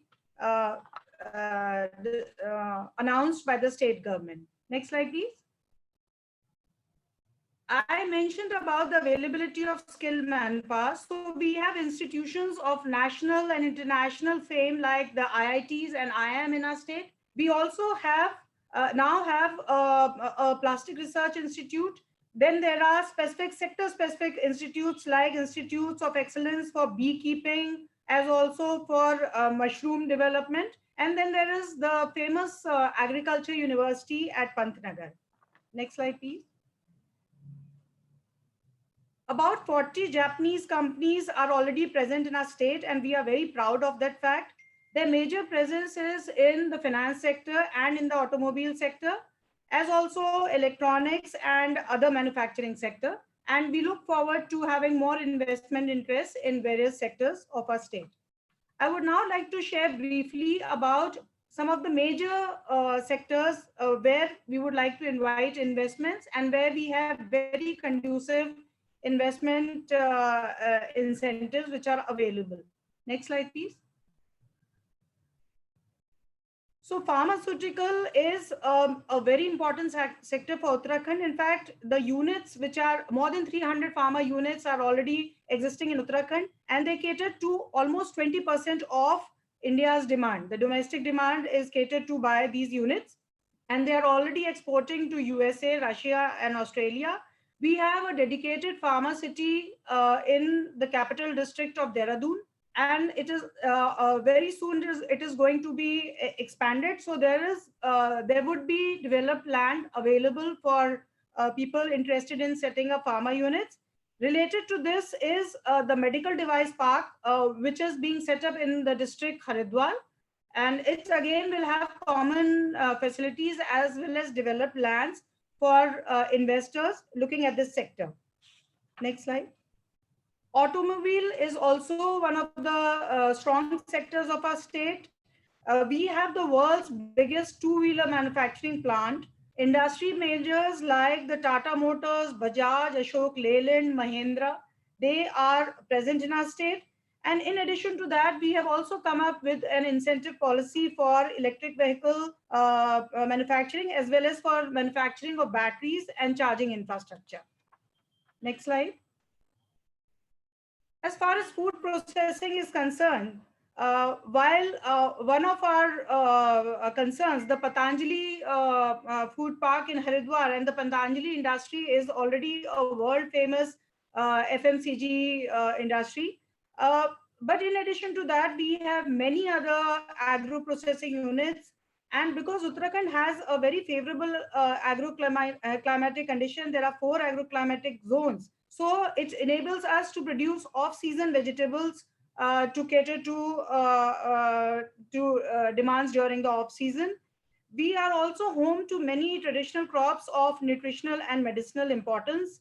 We are majorly into organics, and we are also a very budding center for honey because of the eco-diversity which is there in our state. And we are looking at nutraceuticals as well as baby food manufacturing and multi-product primary processing sector as a sector where new investment can be looked into. Next slide. And then I come to tourism and hospitality, which is again, so in fact, tourism has been given the status of an industry in our state. And this picture is of the world famous Ananda Resort, which is there in one of our districts. It is ranked as #1 destination spa in the world. Investment opportunities in the tourism sector are essentially in some MICE related 5-star facilities that are being promoted by the tourism department. There is an international convention center and wellness city which is being developed by the tourism department. So the details of these investment opportunities can be shared as and when we get interest. In addition to the opportunities in the tourism sector, we are also a very film-friendly state, and filmmaking has really kicked off very well in the state of Uttarakhand. Next slide, please. So we have just flagged some of the investment projects which are already either advertised or are going to be advertised in the coming few months. There is the Madan Negi estate, which is at #1. The RFP for this has already been floated. It is for a tourism and hospitality project, and this project is already up for bidding. Then there is the Pharma City 2, which is coming up near Dehradun. I spoke about the nutraceutical park, which will soon be advertised in the Pantnagar University, in the Pantnagar area of Udham Singh Nagar, close to the Pantnagar University. Then there is the Aroma Park, which has been set up in Kashipur, and this again is already live for allotments. I did mention the Medical Device Park, which is coming up in the district of Haridwar, and then an electronic manufacturing cluster, which is proposed to be set up in the Kashipur district of our state, and this again is going to be advertised very soon. The key advantages of being in Uttarakhand are competitive land rates. Then we have state-of-the-art infrastructure and common facilities, and very, very attractive incentives for investors in terms of land rebates, which are given by the State Industrial Corporation. So this is a very brief presentation about my state, just flagging to you the major points which make Uttarakhand a very, very favored investment destination. Next slide, please. And these are the key officers who are available for any type of queries that you may have about my state or any information that is required. We have a dedicated investment promotion cell. The email ID is given on this slide, as also the phone numbers of the 2 officers, the managing director of the state corporation, as well as the director industries, Mr. Nautiyal. Their phone numbers are there, and we would be very happy to help you with any kind of information that is required. With this, I conclude my presentation, and I once again thank the embassy for organizing the interaction today. Thank you.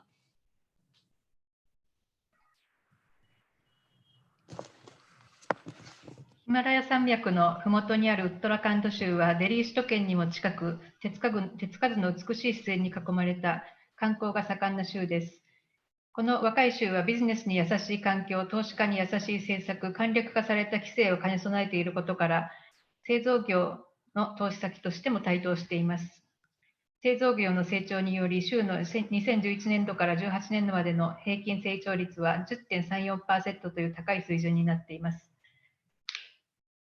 ITC、HLL、ネスレ、ハインツ、タタモーターズをはじめとする国際企業、インド企業やデンソー、アサヒガラス、インド、昭和などの40社の日本企業もウッタラカンドに工場を設立しています。ウッタラカンド州には一本化された許認可窓口、産業用地の費用の手頃さ、産業団地の水準の高さ、電気代の安さ、きれいな水、高度人材、法と秩序の高いレベルの遵守、そして巨大な市場のある首都圏への近接性に加え、各企業に専任担当者をつけ、投資を最初から最後の段階まで支援するなどの独自の促進策を用意しています。また、世界水準の教育制度があり、州の人々の気質も穏やかで友好的であることから、高い生活の質が確保されています。また、有機栽培が大変盛んであり、4つの農業機構体があることから、野菜の栽培が可能であり、果物の生産量も高くなっています。そして、重要な重点投資分野ですけれども、食品加工以外に自動車、医薬品、観光、ウェルネス、映画産業などが挙げられます。医薬品に関しては工場が300以上存在し、そしてインド国内のその医薬品の需要の 20% を供給しています。そして、この州からアメリカやロシアへの輸出が行われています。州都デラドゥーンには医薬品の集積地があり、またハリドワールには医療機器の産業団地があります。そして自動車に関しては二輪車が大変大きな分野となっており、ヒーローの世界で最大規模の二輪車工場があります。また、タタやマヒンドラをはじめとする多くの自動車メーカーが拠点を構えています。食品加工に関しては、ハリドワールにパタンジャリ産業団地が作られており、ここで多くの食品加工メーカーが参入しています。オーガニック、ハニー、といったところも、その地域の特色ある、強みのある製品の一つです。州政府の担当者の連絡先を最後のスライドに書きましたので、何か情報が必要なものが何かあれば、どうぞご遠慮なくご連絡ください。皆様のお越しをお待ちしております。ありがとうございました。続きまして、ヒマーチャルプラデーシュ首席次官補、ラームスバークシン様より、ヒマーチャルプラデーシュにおける投資機会についてご講演いただきます。Presenters are requested to kindly follow the timeline. Next, I would like to request Mr. Ram Subhakshin, Additional Chief Secretary, Industries, Himachal Pradesh, to give the presentation on investment opportunities in Himachal Pradesh. Mona ji, my Japanese friends, my colleague officers from the state governments, Jai Hind and Konnichiwa to all of you. I am representing Himachal Pradesh as the Additional Chief Secretary looking after industries. I will be very brief and I will stick to the time that has been allotted. First part of my presentation basically will speak about the strengths of Himachal. Why is Himachal Pradesh an attractive destination? The second, and thereafter a few slides will talk about the policies and the incentives that Himachal offers. And then I will talk about the sector specific, sectors where we would love to have investment from Japan and where our policies are conducive and there is a great opportunity. As far as the strengths of Himachal are concerned, I would like to inform all the participants that we have been ranked as first in the Niti Aayog Sustainable Development Goals. So we are a beautiful hill states and we are very careful that the development and the industrial promotion that we do in the state is sustainable, eco-friendly, environment-friendly. And we are ranked first in our sustainable goals. We are very high in the Human Development Index. We are in fact third in the country. Our literacy, our health indicators are very much appreciated in the country. We are emerging as a very aspiring state in the startups, and we are very, very peaceful. In fact, as the colleague from Uttarakhand was saying, that both our states, Uttarakhand and Himachal, are peaceful hill states with excellent labor relationship, very, very good and congenial atmosphere, both in terms of climate and in terms of the industrial relations. We have transparent and effective governance, and we are in fact one of the fastest movers in the ease of doing business. We are primarily known in the country in the industrial sector as the pharmaceutical hub of the country.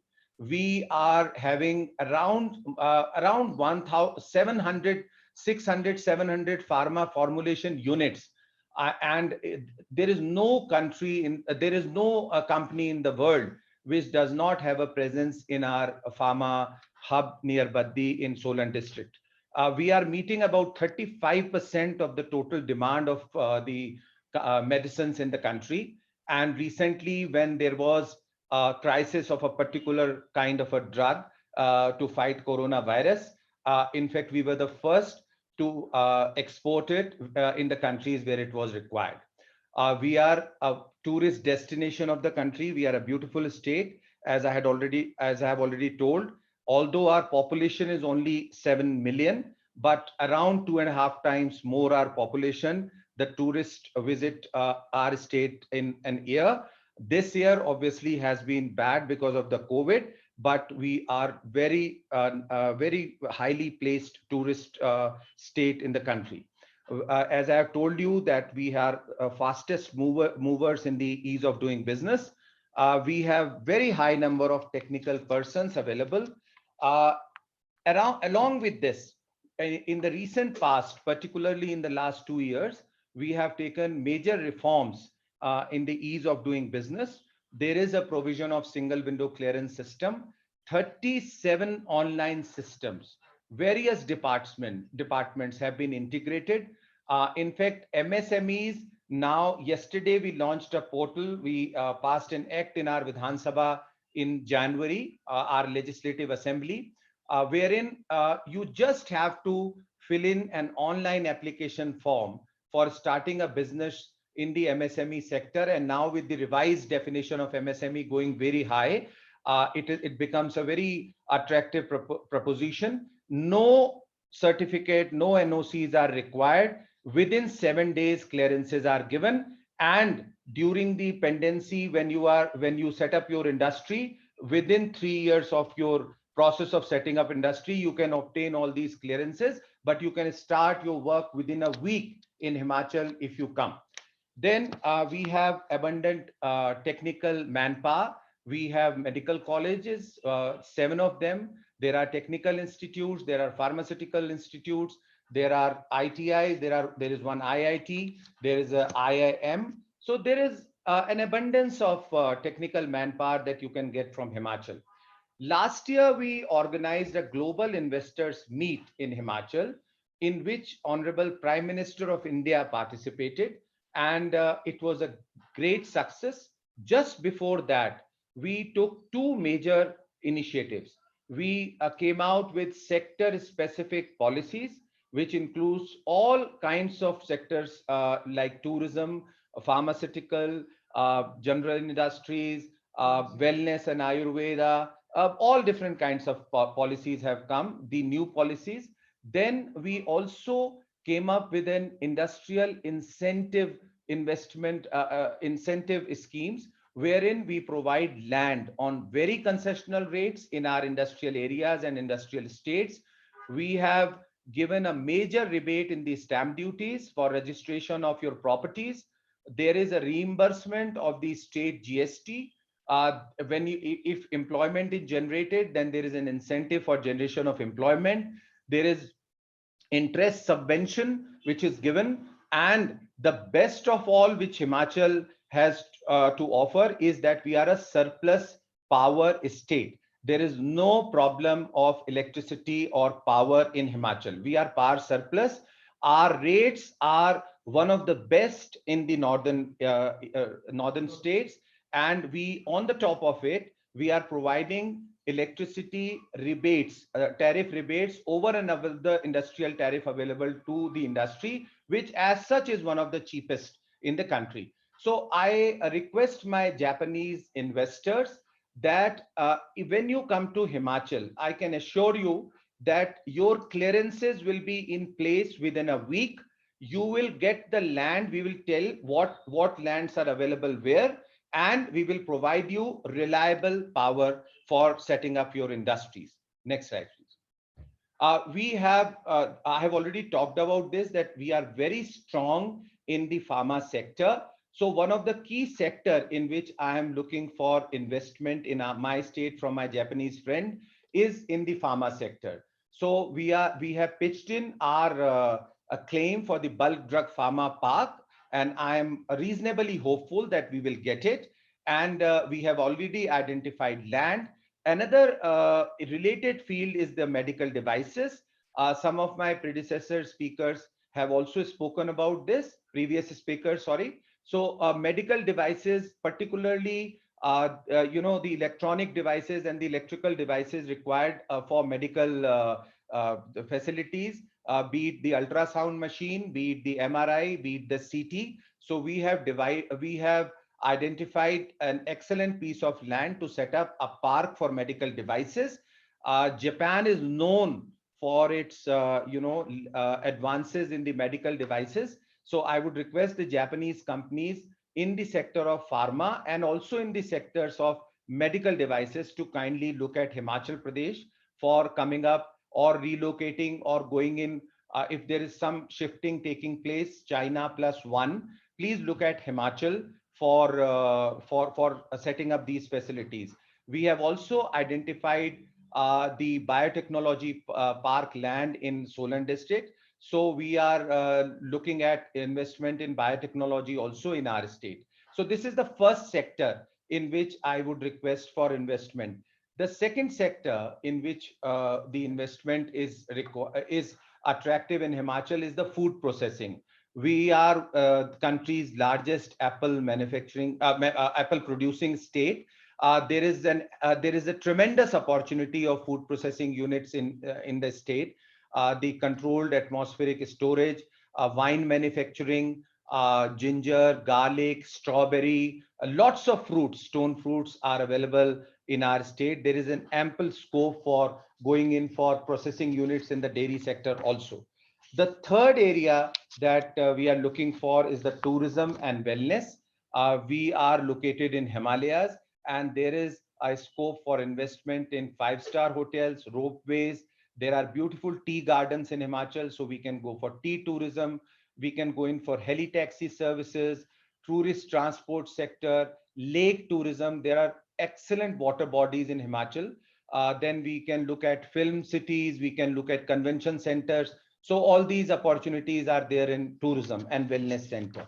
Then the last thing, but not the least, is the IT sector and the data centers, manufacturing of hardware as well as setting up of data centers is another area which you can look at for Himachal Pradesh. There is just one more thing that I want to add. Please, next slide. And that is that we are also looking for investment, which is not part of this presentation, in the electrical, electronics, and e-vehicles. So any Japanese company interested for setting up of manufacturing of electrical goods, electronics goods, or e-vehicles, which reduces our dependence elsewhere, will be welcome. And in the last slide that you see here, I have 2 officers as our nodal officer. A gentleman known as by the name of Abid Hussain Sadiq is an IS officer. He is the Special Secretary Industries. His email ID is there in case you want to take a note of it, or you can have a copy of the presentation. Another gentleman, again from the Indian Administrative Service, is the Director Industries, Mr. Hansraj Sharma. His email ID is also on the screen. So any query, anything that you need, please feel free. We'll really welcome you with open arms. And with this, I come to the end of my presentation. I just want to add, Monaji, at the last, that I will be contacting the Chief Director General of Jethro India personally in next 2-3 days. If he's in Delhi, I can organize a one-to-one video conferencing with him, and I'll give the details of all the policies and all other things that he needs to convince the Japanese friends to invest in Himachal. The only point that I want to make is that when DG was giving his opening remarks after you, he talked of Uttarakhand and Himachal, where industry is in infancy. Now, this is something I would like to correct the impression. Industry in Himachal and Uttarakhand is not in the infancy. It has matured, and we have both the states have gone much ahead to give a very conducive industrial environment to investors all across the world. So thank you very much, arigato, and I hope that we will continue this dialogue in future. Thank you. ヒマチャルプラデシュ州政府首席次官補ラム・スブハブシン氏によるプレゼンテーションのサマリーをお伝えいたします。ヒマチャルプラデシュ州はインド北部に位置する山岳州です。信頼性の高い手頃な価格の電力が利用でき、透明性、効率性の高いガバナンス、熟練労働者、平穏な労働関係など事業運営に適した環境が整っており、政府系シンクタンクの持続可能な開発目標2018年で1位、ビジネスのしやすさランキングでも急上昇している有望な投資先です。リンゴ生産で国内2位という農業州でありながら、州内では約300社の製薬企業が拠点を構え、700以上の医薬品工場が稼働しています。同州で生産される医薬品は国内需要の 35% を満たしており、インド医薬品産業の中心地でもあります。また、今年は新型コロナウイルスの影響を受けてしまっておりますが、州内を5本の河川が流れるなど豊かな自然に恵まれ、年間1960万人が訪れる人気観光地でもあります。当州はビジネスのしやすさ向上に向け、さまざまな取り組みを導入しています。例えば、37のオンラインシステムを統合し、許認可申請窓口を一本化しました。これにより、必要な許認可申請が一括で行え、事業開始までのリードタイムの短縮が可能になりました。また、外国企業の生産活動を支援するため、州内の教育制度を整備、質の高い人材供給を目指しています。州政府は投資促進重点部門として医薬品、食品加工、観光とウェルネス、IT といった部門を選定、各産業部門別の投資優遇策の策定や、特定産業部門専用の産業団地開発なども行い、投資誘致に取り組んでいます。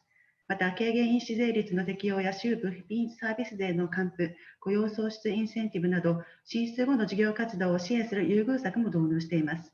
また、プレゼンテーションの中にはございませんでしたが、州政府は電子機器生産やまた電気自動車の投資を誘致を行っております。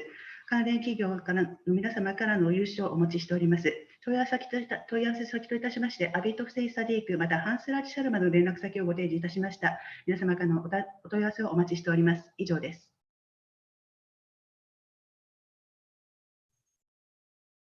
Next, I would like to invite Mr. Kazunori Ajiki, Managing Director, Yamma India Private Limited, to give a presentation on Global Supply Hub. 続きまして、ヤンマーインディア社長、アジキ和則様より、グローバルサプライハブについてご講演いただきます。アジキ様、よろしくお願いいたします。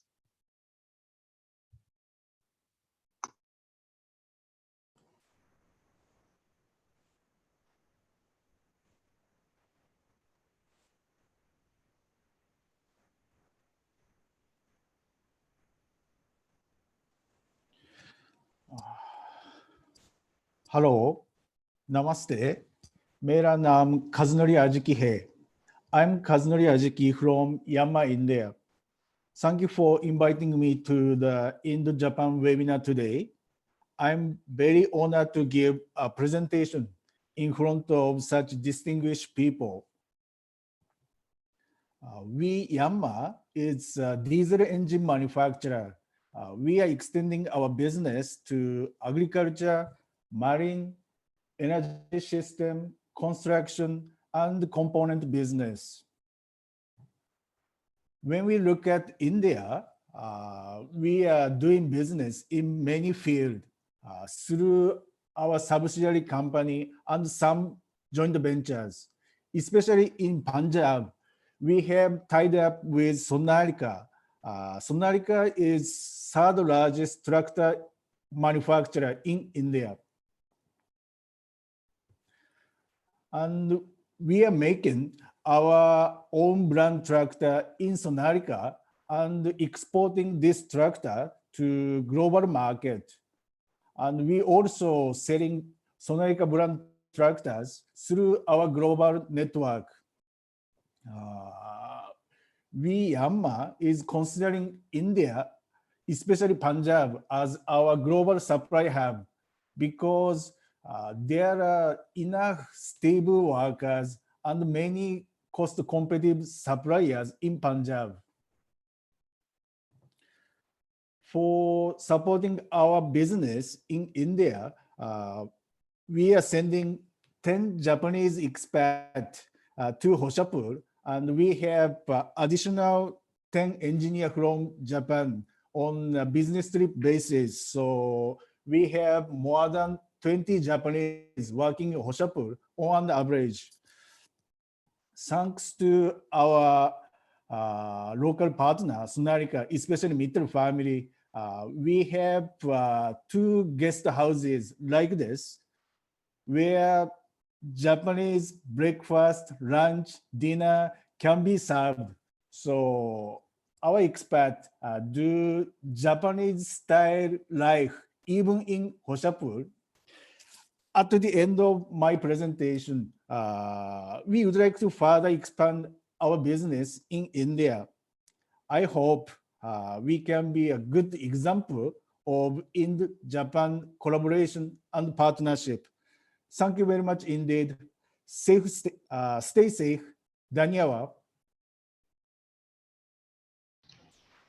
ヤンマーインディア社長、安食和則様のプレゼンテーションのサマリーをお伝えいたします。1912年に大阪で創業したヤンマーは、1933年に世界で初めてディーゼルエンジンの小型実用化に成功しました。以来、産業用ディーゼルエンジンを事業の柱とし、さまざまな市場へ商品、サービス、ノウハウを融合したトータルソリューションを提供する総合産業機械メーカーに成長しています。ヤンマーインディア社は2005年にパンジャブ州のソナリカ社と事業提携を結び、インドに進出しました。パンジャブ州の他には年間8万台の小型ディーゼルエンジン製造能力を持つ工場を南部タミルナドゥ州に開設、農業機械や船舶用エンジン、エネルギー関連事業展開、またソナリカ社以外の受話企業とも積極的に協業し、多種多様な事業を展開しています。ヤンバーはインド、特にパンジャブ州をグローバルサプライハブというふうに考えております。当州は人材供給が安定しており、また原材料を競争力のある価格で購入できるなど、製造業の産業基盤が整っています。現地パートナー企業のソナリカ社と共同で次世代トラクターを開発、国内市場はもとより第三国市場への投入を目指しています。また、ソナリカ社のトラクターをヤンマーのグローバル販売網を通じ、世界中で販売しています。日系企業が多数進出するパンジャブ州は日本人駐在員にとって住みやすい場所であると言えます。また、弊社も常時20名の日本人スタッフを派遣しています。また、パンジャブ州政府も投資優遇策や進出後の事業運営を支援する政策を策定導入するなど、積極的に事業活動を支援しています。今後、私どもはインド事業拡大を計画しております。また、今後、日印パートナーシップの良い見本となれるよう、事業を展開していきたいというふうに考えております。以上です。続きまして、ハリヤナ州産業インフラ開発公社マネージングディレクター、アヌラグ・アガルワル様より、ハリヤナ州における投資機会についてご講演いただきます。Next, I would like to request Mr. Anurag Agarwal, Managing Director, HSIITC, to give a presentation on investment opportunities in Haryana.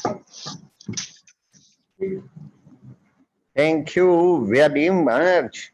And I'm quite delighted to speak on behalf of Government of Haryana and make a presentation on the opportunities which this state offers.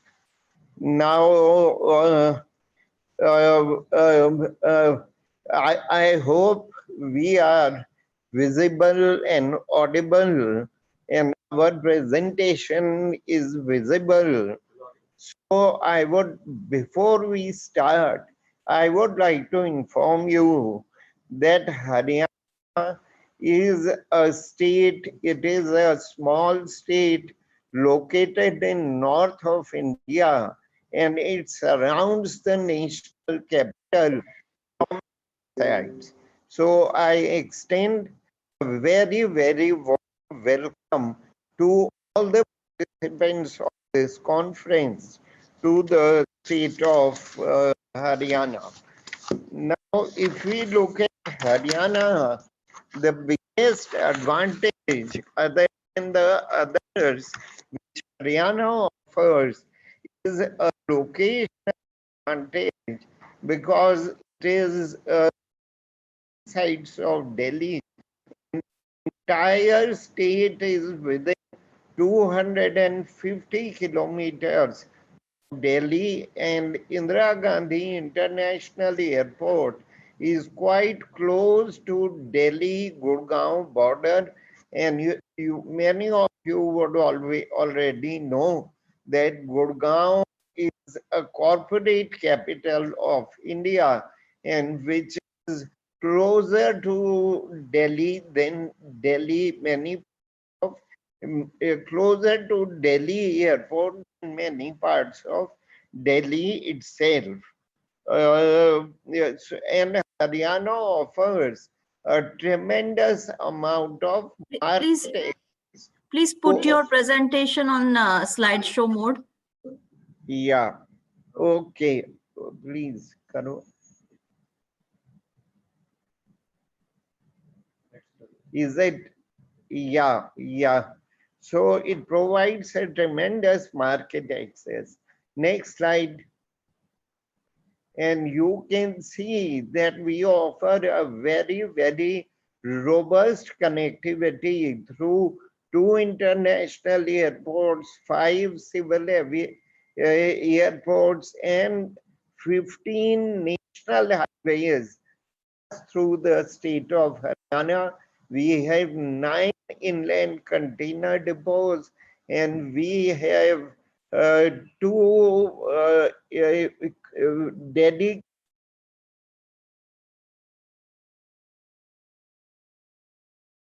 you can the national highways, and then the red highway is a Kundli-Mani Palwal Expressway, which is Western Peripheral Expressway, and the yellow dots is the Eastern Peripheral Expressway, and this is a newly introduced expressway which surrounds Delhi from all sides. The line in the green which you see is Delhi-Mumbai Industrial Corridor, which is a high-speed rail network connecting Delhi with Mumbai. And similarly, in the north, you can see Amritsar-Kolkata Industrial Corridor, which is a high-speed northern industrial corridor rail network connecting Amritsar with Kolkata. Next. Now, with such a great connectivity, such a great infrastructure, highly talented and trained manpower, there is no doubt that Haryana makes 80% of the excavators, 50% of the cars, 52% of the cranes, and 33% of the two-wheelers which are manufactured in India. At this juncture, I also like to say Haryana is home to 27% of the Japanese companies in India. We have 393 Japanese companies as of now working out of Haryana, and the big ones out of them are Suzuki, Honda, Yakult, Yokohama, Mitsubishi, Denso, Toyo, Daikin, Showa, Senden, and the list is really long. Next. Now you can see some of the companies mentioned over here. Haryana, in fact, Haryana had such Please, a please large move the slides. The slides are not moving. Please get the slides moved. move. Yeah. So in terms of, are they moving now? I have changed the slide. No, Huh? no. And is it stuck on a particular slide? This means the slides are not moving. Anyway, I would Yes. continue. Now because it's now it's moved. So Haryana is the first in ease of doing business in the North India. And today we are talking about investment opportunities in North India. It is third in the country, and you can see how our growth has taken place and how proactive our government has been for improving the rank on ease rank of Haryana on ease of doing business. That from 14th we moved to 6th, and then we moved to 3rd, and the next round of survey could not take place, but we are quite confident that we would have progressed more in the next round of survey. Next slide. Next slide.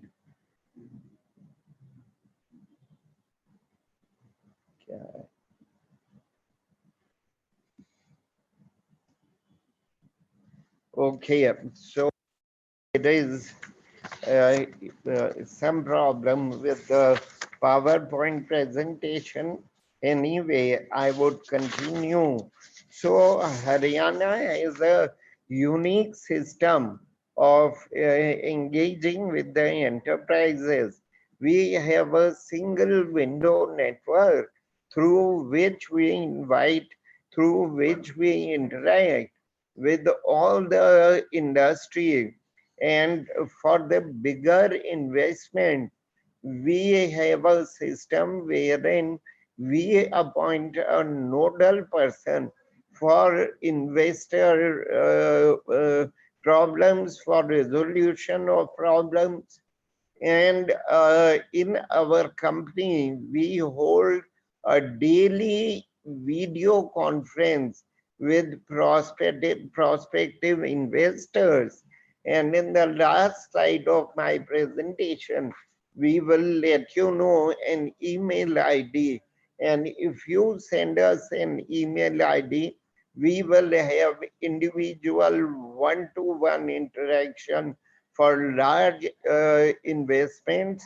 In fact, one of the Japanese companies is already in touch with us, and we are proposing that company. I would not like to name at the moment because that is already in pipeline and is proposing to make a large investment in our industrial estate at Sona at a distance of about 31 kilometers from Delhi. Next slide.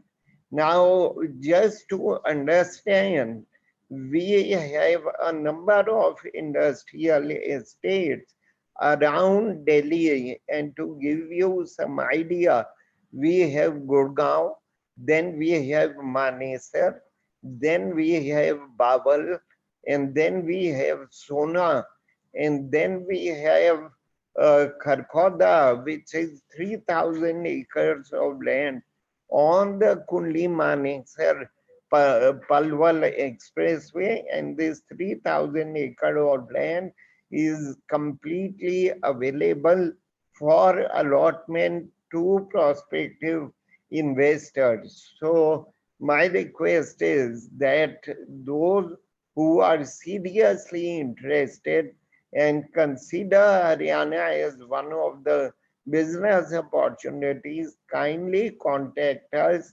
kindly contact either Invest India or kindly contact Invest Haryana, and we would be in touch with you, and we will handhold you from that stage towards the final conclusion. I would also like to mention that for those in medical devices sector, for those in bulk drug sector, and for those in electronic manufacturing, we are proposing 3 parks: bulk drug park at Panipat, medical devices park at Karnataka, and electronic manufacturing cluster at Sona, and we are at quite an advanced stage of notifying these parks. So I particularly invite the companies who are involved in these 3 fields. Next. Now, incentives. We offer the best incentives in the entire country. On this slide, I am showing some of the incentives which are offered by the state of Haryana, but our incentive package is quite flexible, and if the investment is large, if the employment opportunities are large, then the government of Haryana, Honorable Chief Minister of Haryana, is flexible enough to allow for any further incentives. Next slide. So as you can see, this is the location of our state. In the map of India, we would request all of you to partner with us, and we offer a wonderful business environment. And you can see the email IDs: investhsidc@gmail.com, or contact us at the rate of hsidc.org.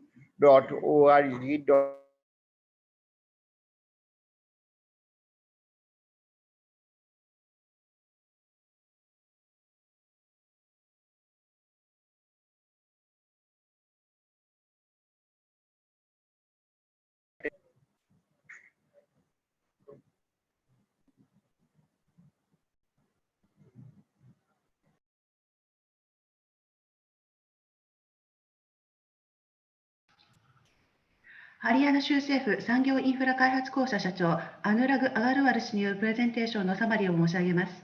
ハリヤナ州はインド北部に位置する小さな州ですが、州の3分の2以上がデリー首都圏に含まれ、巨大商圏に近接しています。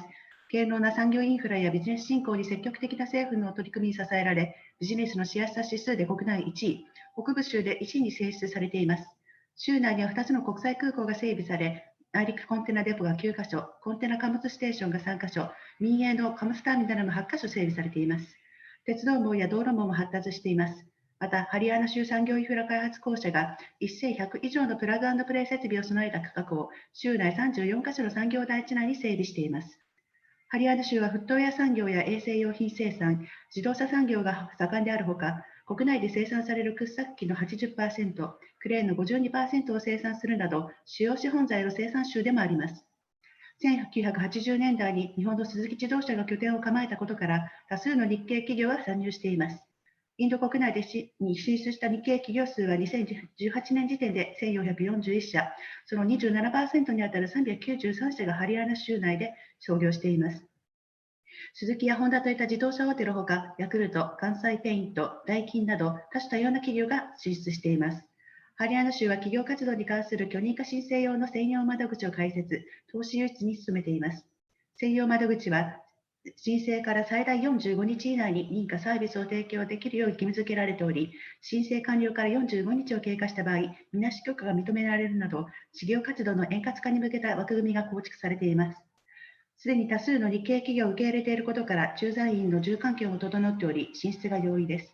ご希望の方に対しては、個別のビデオ会議のアレンジもいたしますので、プレゼンテーションの最後にご案内いたしました E メール、またはインベストインディア、インベストハリエナ、または在日インド大使館を通してご連絡いただければと思います。ぜひ、ハリヤナ州への投資をご検討ください。以上です。続きまして、パンジャブ州投資推進局 CEO 補佐官、イシャ・カリア様より、パンジャブ州における投資機会についてご講演いただきます。Presenters are requested to kindly follow the timeline. Next, I would like to request Ms. Isha Karia, Additional CEO, Invest Punjab, Punjab Bureau of Investment Promotion Department of Investment Promotion, Government of Punjab, to give a presentation on investment opportunities in Punjab. Konnichiwa, and a very good afternoon to all the esteemed participants. I would first like to thank Embassy of India, Tokyo for organizing this interaction. I would also like to thank Mr. Tazunori Aziki, Managing Director, Yanmar India Private Limited, for his wonderful feedback that he shared about working in Punjab. Coming to my presentation, why should you choose to invest in Punjab? Punjab is is strategically located in the northern part of the country, very well connected to the national capital. It has an area of around 50,000 square kilometers, but still it contributes to 3% of India's GDP. We are known as a food bowl of the country. We house world's biggest tractor manufacturing company. We house biggest hosiery woolen manufacturing state in the country. We are biggest bicycle and bicycle component manufacturing state of the country. Punjab, the tagline we use, the closer you look, better it gets. The quality of life in Punjab is really good. When it comes to exports to Japan, in 2018-19, it was 3.2 billion yen. Our per capita income is 24% higher than the national average. And in the last 2 years, we have grounded investments of over 963 billion yen. We are a very politically stable state that believes in good governance, and we have lowest share of cognizable crimes in the country. And when it comes to Japanese cuisine, it's getting very popular in our state. When it comes to COVID management in these difficult times, Punjab has done really well. And our tests per million is way above the national average, and it is now 9,000 per million. And we have a recovery rate of over 70% now. So all the people in Punjab presently are safe, and government is making full efforts in this direction. When it comes to competitive factors of production, we are a power surplus state. So there's no unit that has any issues with power in our state. We have low transmission and distribution losses, so the quality of power is very good. And we have a very competitive rate of 7.5 yen per unit till 2022. When it comes to the labor relations, we have very peaceful labor relationship. Flexibility in hiring, we have no domicile restriction as is there in many states. We allow for 24/7 shifts across the genders, and there has been no major strike in last 3 decades, and this makes us unique. When it comes to ease of logistics, we are ranked second in the ease of logistics. We are first in India in cargo safety. We have 2 international and 4 domestic airports, and second highest rail density with connectivity to dedicated freight corridors. When it comes to digital connectivity, we rank second in tele-density. We are first in India in the number of internet subscribers per 100 population. We are in top 5 states in optical fiber net connectivity, and we have 4G connectivity across the entire state. And one extra thing that I would like to add is that we are also starting with teaching Japanese language through our skill development mission in Punjab, so that even it gets added to our favorable factors of reduction. When it comes to the Japanese footprint in Punjab, we are a home to 100+ Japanese businesses. SML Isuzu started its journey in India from Punjab in 1985, and ever since has expanded. And the latest one to be added in the list is IT Steel that has invested, apart from Kansai Nerolec, Kenmark, Meritech, Oyo, and Mitsumi Japan. What are the lead sectors of Punjab? What are the opportunities that we are wanting to highlight, and how can we collaborate? The first sector that is our strength is agri and food processing. We are a raw material hub, and we excel in wheat and rice production, honey production, mandarin orange production, and highest per capita milk availability. We also have dedicated research centers for this area. 21% share of food processing in state manufacturing GDP is our contribution. When we talk about opportunities, we look for investment in areas of dairy, juice, beverages, ready-to-eat packaged food, and roasted coffee substitute alcoholic beverages, setting up of temperature-controlled cold storages, and we also have 3 mega food park with plug-and-play facilities that can be used and explored. We have a special incentive that we give up to 100% exemption of state taxes and fees on agri raw material procurement in Punjab. Second sector for collaboration, for investment and opportunities, that is our strength, is textiles. We are again a raw material hub for the same, be it in cotton yarn, blended yarn production, installed spinning capacity, or high quality polyester. Everything you would find in Punjab. We also have major clusters so that we have a very well-developed ecosystem for the same. We look for the opportunity and collaborations in textile processing, manufacturing, and technical know-how that Japan can contribute. So be it investing in apparels, made-up, sports goods, technical textiles of late has emerged as a very, very important component. So therefore, we look forward for an effective collaboration in these fields. And we're also setting up a textile park in Ludhiana in 1,000 acres of land. When it comes to engineering, I think the scope of collaboration is even greater. Our medium and small scale industries are the backbone of Punjab, and this industry contributes to the major employment to our people, and also is a strength. So be it our exposure in the bicycle, in the machine hand tools, or tractor exporter or auto component park, we just excel in all of them. When it comes to collaborations and looking forward for opportunities, I think the sector is advanced manufacturing, where Japan can help us with Internet of Things, in artificial intelligence, robotics, and 5G. Also, we can look and explore options of additive manufacturing sector. And we have a Software Technology Park of India that has been approved as a Center of Excellence, and Japan can help us with hardware technology and mentorship assistance from the Japanese company is welcomed in these areas. We are also exploring for an opportunity of having an EV corridor between Mohali and Patiala, and Japan can actually explore this opportunity, and we can collaborate in future about this. We also have rail coach factory in Kapurthala. So in rail coach parks, robotic arms, in all these sectors, Japan and Punjab can collaborate. We have set up a ESDM cluster in Mohali. We are in the process of setting it up in 200 acres of land. Mohali is situated absolutely near Chandigarh, so the connectivity is no problem at all. We have a high-tech ferry coming up in 280 acres of land, and light engineering cluster, again in very close proximity to Chandigarh. So all these opportunities can be explored, and we can explore about how can we coordinate on this. Next sector that is our trust sector is pharma and medical devices. At the time of COVID, we have seen that how this sector has played a very, very important role, how we need to strengthen this sector to reduce our dependent on imports. So therefore, we are strengthening our infrastructure. We are very close to Himachal, that is a pharmaceutical hub.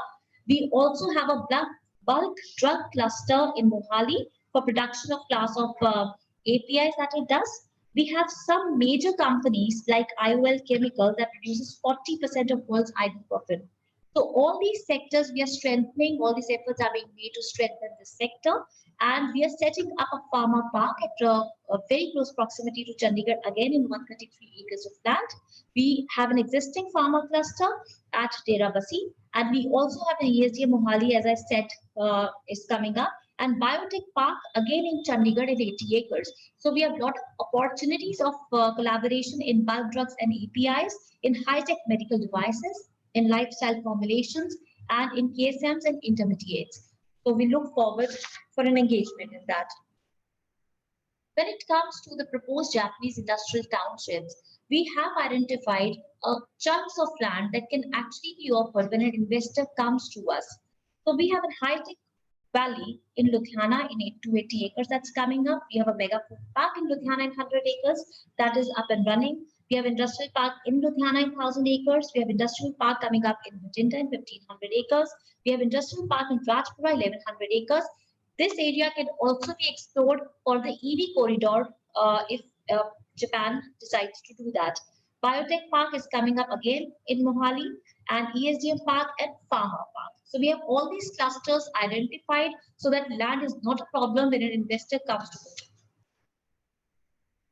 Why should you come to Punjab? Because we offer unparalleled, unmatched incentives. When it comes to our industrial policy, it has been so well crafted and drafted that we provide incentives like no other state does. When it comes to an anchor unit, like for instance in pharma and engineering, if you have 28 million yen investment or you provide the minimum direct employment to 1,000 people, you qualify as an anchor unit, and a person gets full GST reimbursement on inter and intra-state sales and recovery of up to 200% of FCI. And the land cost is part of FCI. We are the only state that is also reimbursing the intra-state sales on GST reimbursement. Second, it comes to the employment subsidy. We are also providing employment subsidy up to 72,800 yen per employee per year for 5 years. We are providing 100% electricity duty exemption for 15 years and 100% exemptions on CLU, EDC charges and stamp duty. When it comes to ease of doing business, we have a one-stop office in West Punjab that I'm representing right now. This office is responsible for investment promotion, fiscal incentives, investment facilitation, regulatory clearances. So it's a one-stop office, one-stop solution for all your problems. And it's one of its kind in India that acts as a unified regulator. All 23 departments sit under one roof so that your clearances are expedited. India-Japan desk is also working here in West Punjab, and we're very happy to collaborate on that. All the approvals are digital, so there's no manual intervention anywhere. We have a portal through which a person can apply. We have a dedicated relationship officers that handholds from the starting of a project till the time your project is grounded up and running. And we also ensure that all the policy issues that a person faces, we are here to solve all the problems for you. For the testimonies, I think I'm very thankful to all our Ambassador Mr. Santoshi Suzuki, Ambassador of Japan to India, Mr. Yasuki Murahashi, Chief Director General Jetro, and Mr. Yogi Tanguchi, President JCCI Chairman and MD Mitsubishi, for sharing these testimonies for us. And I'm happy to share that after me, the speaker, Mr. Yugo Hashimoto, Managing Director and CEO of SML Isuzu, would share his feedback of working in Punjab with you. So with this, I would like to thank you for this opportunity, and we really look forward for a positive engagement with Japan in every possible way. We'll be happy to facilitate. Thank you. パンジャブ州投資促進局インベストパンジャブ CEO 補佐官イシャカリア氏によるプレゼンテーションのサマリーを申し上げます。パンジャブ州と日本は活発な関係を維持しており、同州にはイスズ、関西ペイント、ヤンマー、凸版印刷、三井物産などの大手を含む100社以上の日系企業が進出しています。特に農産物、食品加工、繊維、エンジニアリングなどのさまざまな分野で優れた能力を持っており、医薬品、医療機器、物流、ヘルスケア、IT、ITES、ESDM などの分野でも活躍しています。また、小麦、米、蜂蜜などの農産物や牛乳生産で国内1位の農業州でもあります。そのため、ネスレ、HUL、ペプシコ、ダノン、GSK、タイソン、コカ・コーラなどの大手食品加工会社も省内に拠点を構えています。州内には繊維産業の完全なバリューチェーンが存在し、また原材料が豊富であることから、パンジャブ州はインドの繊維製品輸出において 21% のシェアを持っており、ギャップ、ザラ、プーマ、リーボック、ナイキなどのトップブランドにも製品を供給しています。州はさらに工業用繊維分野の強化に力を入れています。パンジャブはインドにおける自動車工作機械、ハンドツール生産の中心地であります。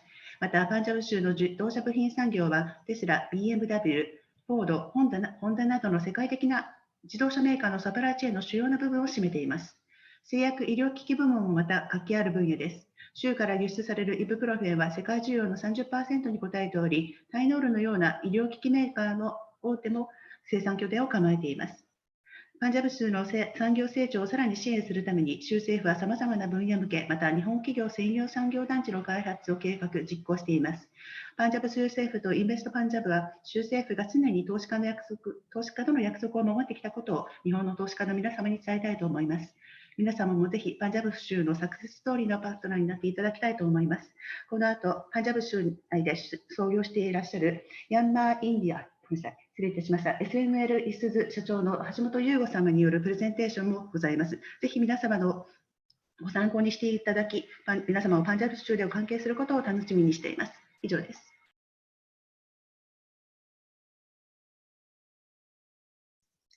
Next, I would like to request Mr. Yugo Hashimoto, Managing Director and CEO, SML Isuzu Limited, to give a presentation on advantage of manufacturing industry in Punjab.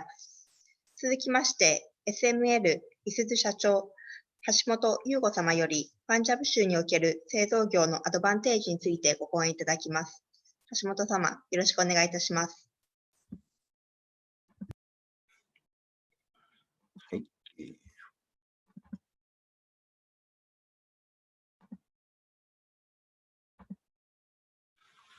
はい、ご紹介いただきました、SML イスズの橋本でございます。本日は、この弊社の業用、およびパンジャブ州において製造業をやっている時に感じております、アドバンテージということでの所感を述べさせていただきたいと思います。まず弊社ですが、名前は SM リースズということで、トラックおよびバスを生産販売しております。創業、設立は1983年ということで、37年の歴史を持っております。主なシェアホルダーは、住友商事さん 43.96%、イスズモーターさん 15% ということで、現在、ボンベイストックエクスチェンジとナショナルストックエクスチェンジに上場している会社でございます。販売の規模は、昨年で1万500台弱ということになりますけれども、昨年はちょっと特殊な状況だったんで、通常は1万4000とか1万5000というのが我々の販売の規模ということになります。で、我々のそのロケーションですが、コーポレートオフィスのがチャンディガールに、存在しております。で、工場の方はチャンディガールから、北西に45キロ離れたパンジャブ州に位置しております。で、工場が1つ1箇所、コーポレートオフィスが1箇所、で、その他にインド全土をカバーする支店ということで12店、12箇所ございます。で、それとはまた並行して、117のディーラーネットワークがございまして、これで全インドをカバーし、お客様にサービスを提供させていただいているという状況です。我々のメインのプロダクトですが、トラック、バスおよび特殊車両ということになりますが、トラックに関してはご覧いただいている通り、この2年前にグローバルシリーズという新シリーズを発表いたしまして、5トンから13トンのレンジでトラックを製造し販売しております。またバスに関してはこれも我々の主力商品でございますが、スクールバスおよびスタッフ、トゥーラストバスということで、製造、販売しております。それに加えて、特殊車両ですが、救急車および、ティッパーと申しますが、ダンプカー、並びに主従特殊車両を製造しておりますが、現在はCOVID-19 の関係もあって、ハリアナ州のご要望に応える形で、救急車の増産を行っている状況でございます。で次にパンジャブ州において製造業がどんなようなアドバンテージがあるかと我々が感じている所感を述べさせていただきます。一番、最初に来るのがやはり人材です。で先ほどパンジャブ州のご説明にもありましたけれども、我々の労働組合とは、35年以上ストライキがないということで、良好な関係性を保っております。これはやはり密なコミュニケーションと常日頃の信頼の醸成ということが一番大事なポイントと思っておりますが、やはりこの良好な関係性というのが非常に経営としてはプラスになっております。また全国平均からしても低い退職率ということで、自動車の業界の全国平均が 6.6% に対して、我々の過去4年間の平均が 4.5% になりますので、非常にマネージャブルで低い退職率。で、なんといってもですね、人材でございます。有能な人材。やはりベンダーさん、サプライヤーさんもたくさん、いらっしゃいますし、また高度な教育機関ということで、人材を輩出する、そういう風土が、ございます。で、それの状況ということで、恩恵を受けて、我々も優秀な人材を確保できているという状況でございます。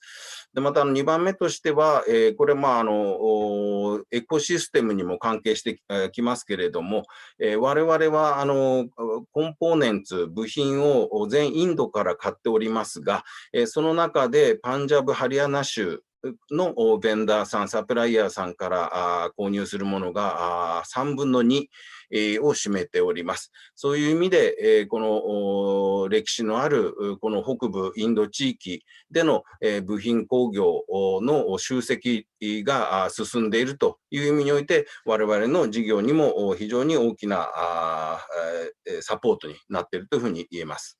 また3番目として、このチャンディガール、パンジャブのこの生活環境、労働環境でございますが、私も含めて、その住んでる人間の実感としては、やはりストレスが少ないと。で、また安全であり、清潔であるということが言えます。で、また、その、高度な技術及び設備を要した病院があり、また、メディカルスクールもありということで、この医療面での安心感が非常に高い。また先ほど申し上げましたけれども、高度な教育機関が多数あるということでの、その人材の輩出という意味においても、非常に環境が整っているというふうに感じております。で、最後にこれが一番大事だと思っておりますが、パンジャブ州政府からの強力なサポートと、これを常日頃我々はサポート支援していただいております。それが一つその事業を行う上で非常に安心感、ということにつながってまいりますが、法律を守ることは当たり前ですが、その問題が起こったときに州政府の方が積極的に支援をしていただける、解決策を一緒に考えていただける、これは経営上非常に安心感があります。また先ほど申し上げた部品のサプライチェーンが出来上がっている。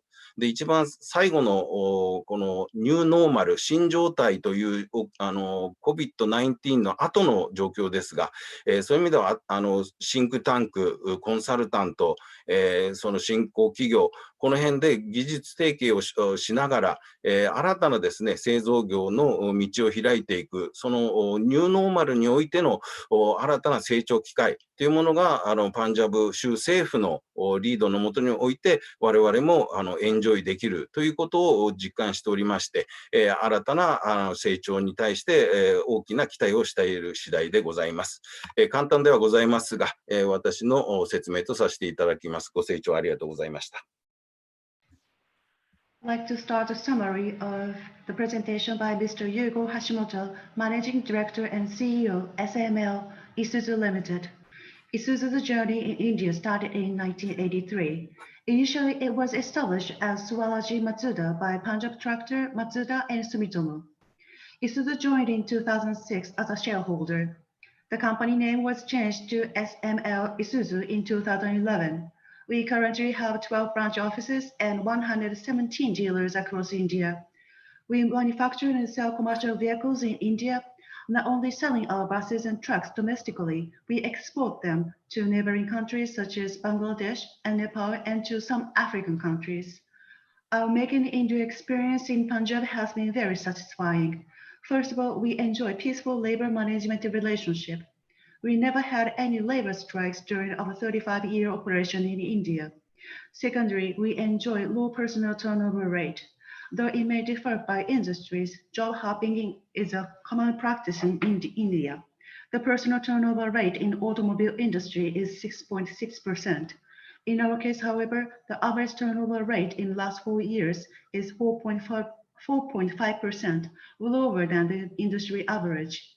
Indeed, we put our best effort in building a good relationship with our workers, but I think it owes greatly to the characteristic of people of Punjab. We decided to build our plant in Ropar, Punjab because of its business enabling environment and suitable living condition. 38% of auto-related suppliers of India are located in Punjab, 26% in Haryana, a vital factor in effective manufacturing activities. Moreover, Punjab offers suitable living environment for Japanese experts. We currently have six Japanese experts stationed in India, including myself. I have lived in Chandigarh for the last 2 years. There is no doubt that I enjoy my life in Punjab. When we decided to invest in Punjab, the state government promised us of their full-fledged support. Even after the launch of commercial production, the government continues to extend their support to us. I strongly recommend Japanese investors to consider Punjab as your investment destination. Thank you for your kind attention.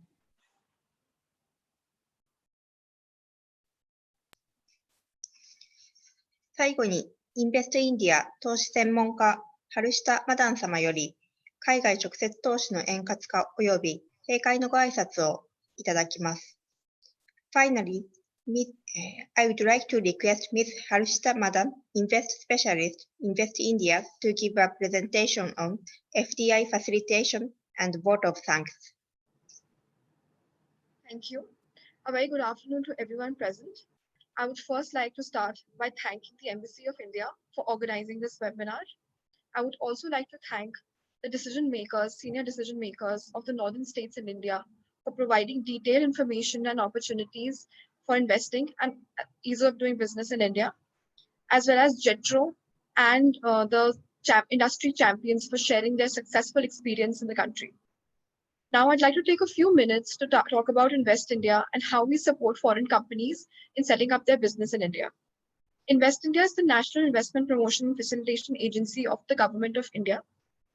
We help the companies throughout their investment life cycle. So we start working with the companies when a company is thinking about India or they want more information in evaluating the country in terms of investments. We work across stakeholders, across center, state governments, foreign missions, as well as industry stakeholders to help you with providing all the information you can need.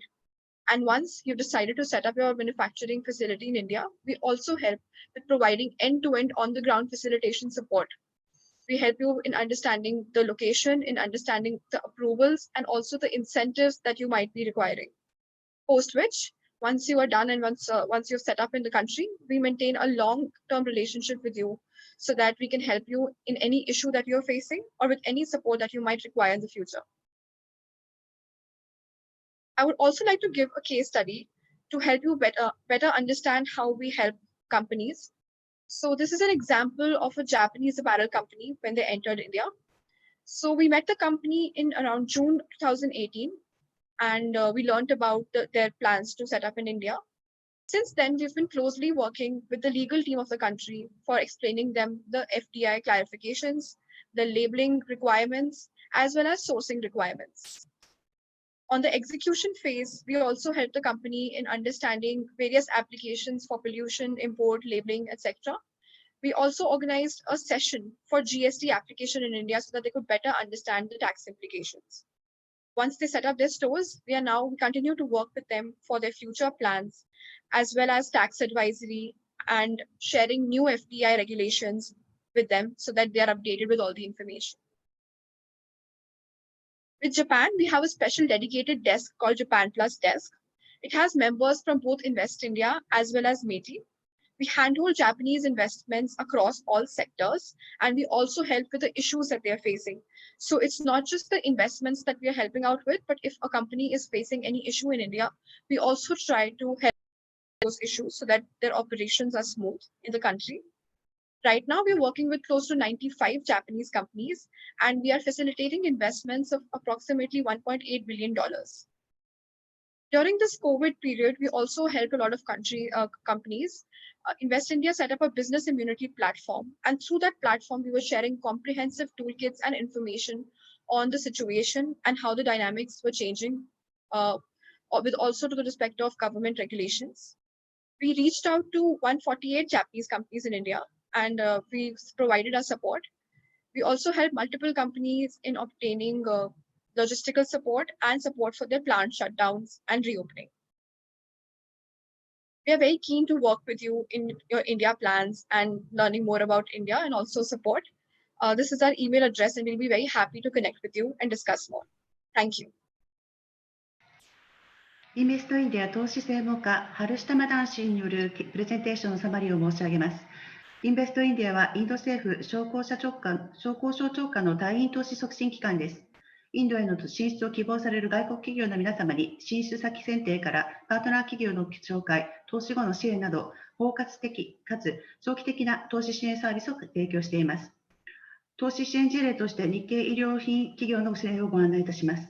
2018年6月に開催されたメイクインインディアセミナーをきっかけにインド参入のご相談を受けました。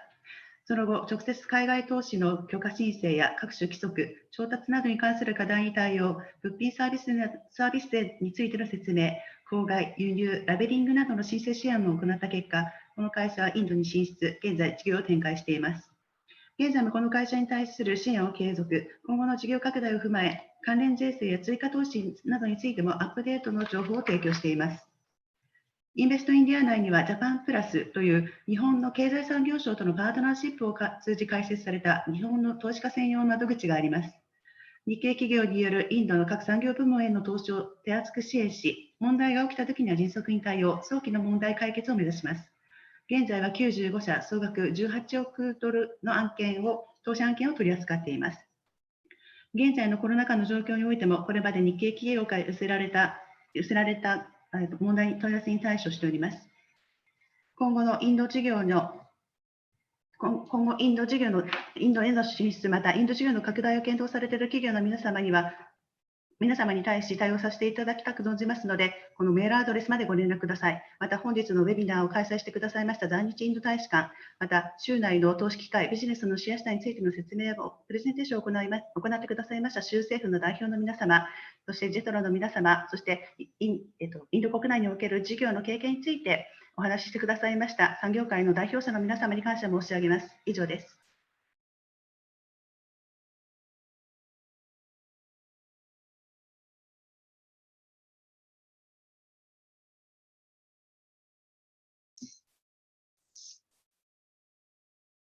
質疑応答ですが、時間が押しているため割愛させていただきます。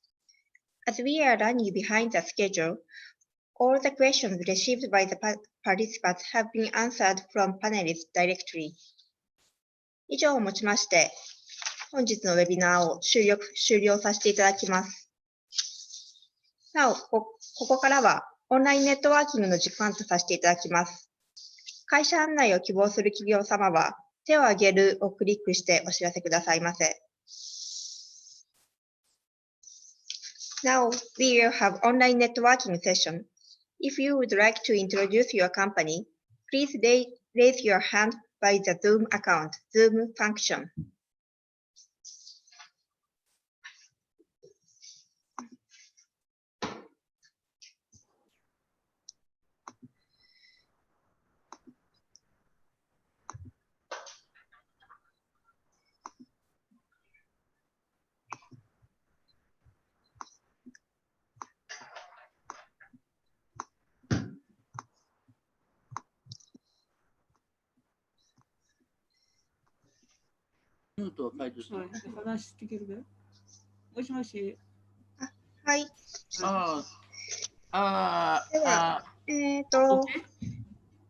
I want to introduce my company. Okay, please hold on. Okay. Our company, Challenge Corporation. Yes. Okay. Okay, please. We are maker of disaster and disaster prevention products. Our product is this one is a earthquake prevention product. This is we call EQ guard, earthquake guard, and sensor inside, and it detects small vibration and issue alarm before big shaking arrives, so people can evacuate before big shaking starts. And we have and we can this EQ guard can work as a standalone if you install this machine on the wall and connect power and internet. It works immediately. So we have 1,000 customers, for including Yamaha, Rome, and famous companies, and universities, and many schools, kindergarten. And also 8 countries are using this system. Romania, Turkey, and Indonesia, and so on. So we north part of India is earthquake Oka area. I know. So we are very happy to collaborate with your country and contribute to your state in order to save people from earthquake. Thank you very much. That's all.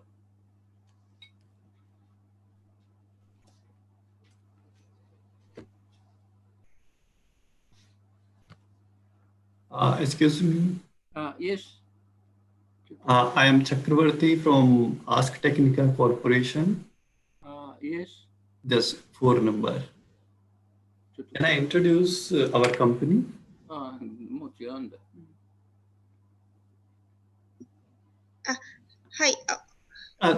よろしいですか? First, I would like to request Japanese company to introduce, then from India side. So now, okay, sorry, please. Sir. The first, I would like to request Mr. Fukuda, Advanced India. Thank you very much. So can I share the presentation sheet? Yes, please.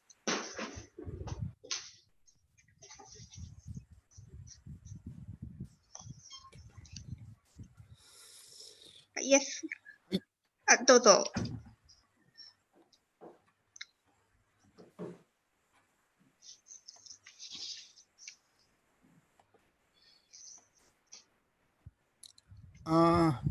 Is it? You can see my presentation? Okay. Yes, I can see. Yeah. Thank you very much for this opportunity to have a presentation. So we, Advanex, has been manufacturing the supplying wire springs, stamping parts, and the precision metal stamping components since 1946. Now we have 20 factories in 11 countries.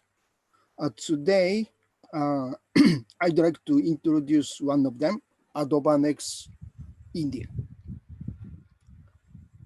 Actually, Advanex India started the mass production in November last year. Advanex India is still new. Factory is located at Oragadam Indo-Space Industrial Park, Tamil Nadu. Besides, there are 3 sales offices in Bengaluru, Pune, and also Gurgaon. So presently, our main products is wire springs by wire size from 0.1 to around 4 mm. Material is stainless steel, piano wire, copper wire, and so on. in future, we will produce advanced India. We will start a stamp production for stamping parts and flat springs also. So if you are interested in our products, please contact us. That's all my presentation. Thank you very much. Thank you very much, Advanext India.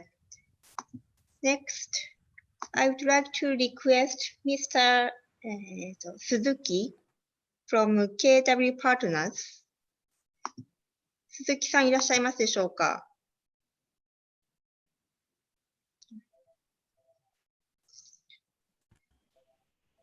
Okay, next, Mr. Kameta from Space Japan.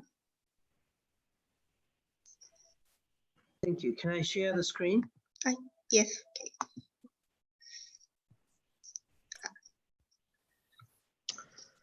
Hi, thank you.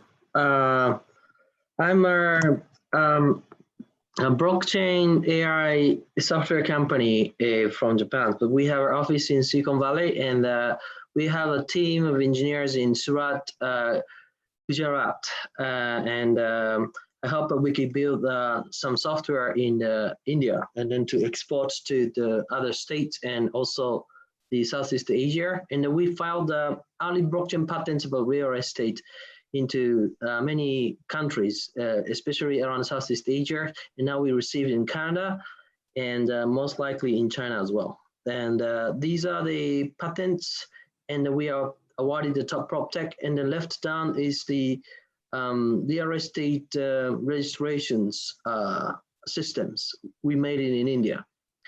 And then these are the apartments. We are also a prop tech software company, so we do everything around the real estate technologies. This is a robot architect apps that we made with in Silicon Valley. We picture the land and upload it to the internet, and then we can calculate the maximum profitable building structures within 20 seconds. The largest construction company in Japan takes about 8 days, 10 days, and $800 to make it. We can make it in 20 seconds. And this is the earthquake simulations, because earthquake is kind of popular in Japan and Southeast Asia. This we made with the Kajima Corporation, one of the biggest construction company in Japan.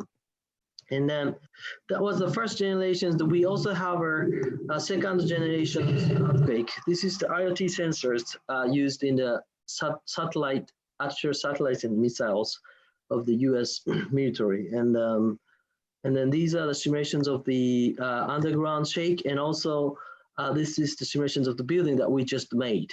So by using that, we have successfully created $100 million worth of the buildings in Japan. And we are the first year, but we are becoming a #1 in Tokyo. So now we want to build these apartments with the help of the large construction company like a Takenaka or Kajima, to potentially building in India and many other countries. But however, the land ownership needs to be settled because in India it takes like 6 months, and in Africa it's 2 years. But in Japan it takes only like less than 7 days to settle the ownership land. So that we want to implement that, and with the states by states, and also these are the solutions for the earthquake detections. I was from SoftBank CEO's office, so I know many guys on the head of the telecoms. And then these sensors can be used for car navigations as well. So when it comes to the flying car cannot detect the earthquake. So we can definitely navigate those, but not just the flying car. We can navigate the ground level cars. We also filed the patents around that too. And then we started to discuss about implement these smart cities in Japan, but also potentially in India.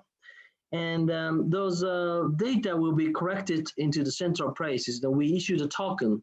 And since we are a blockchain company, we can issue the tokens. And then those tokens can be traded in the exchanges in Australia. So anyway, we want to build a lot of buildings, and that will require factories around the IoT devices and home appliances. And then I think that could benefit the GDP growth, just like that benefited Japan and then China to grow. So I hope that we can help, and potentially collaborating with some SI companies in each state, and because those usually have some well connected to the local governments and also has good relations with the realtors. Thank you. Thank you for the time. Thank you very much, Survey Space Japan. So next, I would like to request Mr. Koyama from Transcosmos Inc. 小山さんいらっしゃいますでしょうか。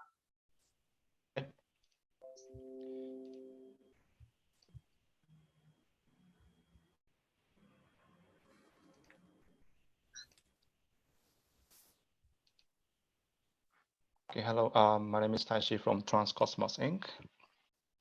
And just a quick introduction of our company. We're headquartered in Tokyo and one of the listed company in Japan. It's been about 23 years since we are listed, and we have 54 years of experience in outsourcing service. Our revenue in the last fiscal year was about $2.9 billion US. And we have expanded to almost 30 countries with 167 operation centers. We support 23 languages, and we have 57,000 employees worldwide. So our service are the BPO, call centers, digital marketing, EC. These are the four main sectors of our service. On the right top is digital marketing. So, for example, Google, Yahoo marketing, or SNS, creating website, and so on. Right bottom, this is the e-commerce service we provide. So we provide EC platform, as well as we have warehouse in Japan, so we have cross-border e-commerce service as well. And then, of course, call centers to support. On the left side, it's more cost optimization service we offer. So call centers and the BPO, these are more our legacy kind of service we have providing.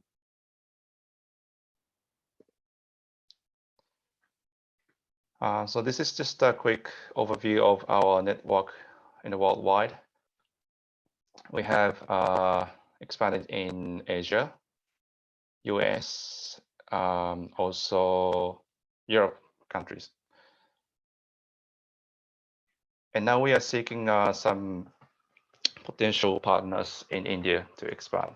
And that's all from me. Thank you very much for listening. Thank you very much, Transcosmos. So next, I would like to request Mr. Shin from Ask Technica Corporation.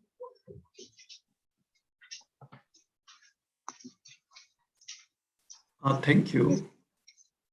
Can you hear me now? Yes, I can hear you. Please go ahead. You.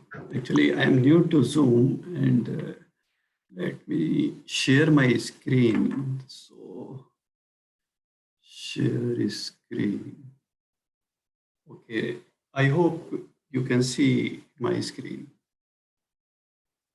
Is it okay? Yes, fine. Okay.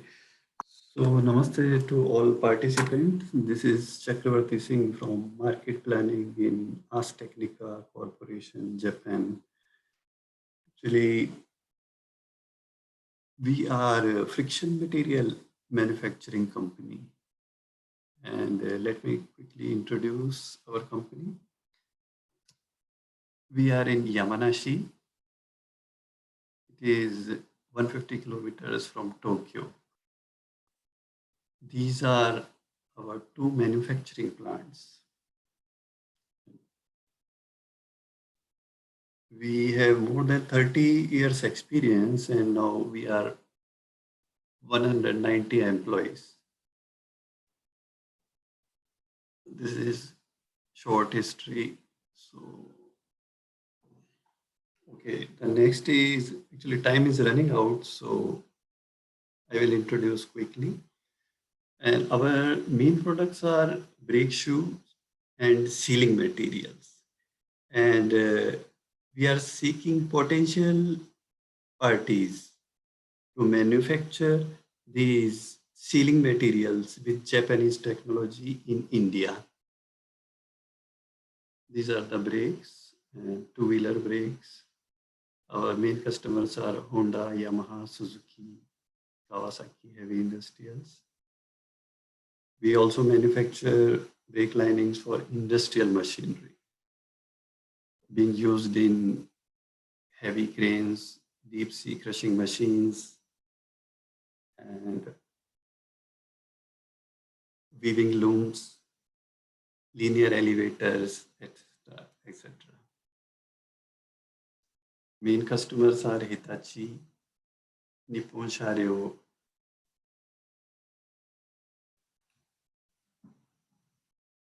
This is about our sealing materials. We manufacture the semi-metallic and non-metallic gaskets being used for sealing. These are our main customers, Marusan, Ishino gaskets. We also manufacture heat insulating materials. This is hearth roll being used in steel industries. So I think it is in big demand in India.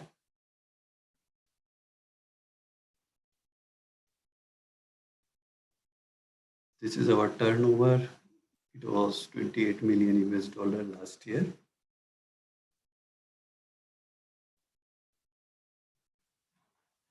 And currently, we wish for some technical collaboration in India for gasket manufacturing, quality gasket manufacturing from Japan.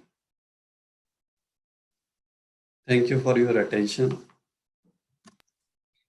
Thank you very much, Ask Technical Corporation. Thank you.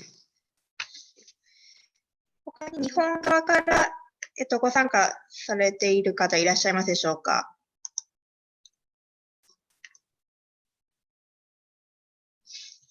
Is there anyone from Japan side? Then now I would like to move on to India side. So, Mr. Mukul Verma, please introduce your name, company name, and products. First of all, thank you so much for giving me this opportunity to connect with you, all the distinguished people from all over the place. And my company is called Savi International, and I'm director of the company. We are making sports goods, and we make sports garments also. And you'll be pleased to know that our Japanese people will be pleased to know that our products have been used last year in the Rugby World Cup, which was held in Japan, and in which the Honorable PM of Japan was also there at the ceremony, along with the PM of England of that time, Theresa May. And also, you'll be pleased to know that the products that are made by us are made in Jalandhar in Punjab. And we are very proudly associated with Invest Punjab, and with their help and guidance and also support, we have been able to put up a very decent sized plant over here in Jalandhar for the further expansion. And our products will also be used in the Olympics, which is going to be held next year, which have been postponed now due to COVID-19. I would like to only make a humble request to the Japanese companies and the Japanese investors who are looking for tie-ups in India, that in India, Jalandhar is the best possible destination in India as far as the investments are concerned for sports goods. And there are many Japanese brands like, top brands like Mikasa, Yonex, Molten, and Essex, which is also a shoes brand of Japan. They must have some tie-ups with the people who are Indian manufacturers, and we can have very good factories set up here in Punjab, in Jalandhar, and other places in Punjab. and we can support you with the products which you are buying from, maybe from China, from Vietnam, from Cambodia at the moment. And India can be the next best destination and investment hub for the world, because we have got ample of workforce in India, because, next to China, we are in population. And in terms of the adaptability towards the new businesses, Indians are very, very aggressive, I can say. And it's not only sports goods. We can talk of apparels, of shoes, of fitness equipments, and fitness industry is one of the largest growing sectors in India at the moment.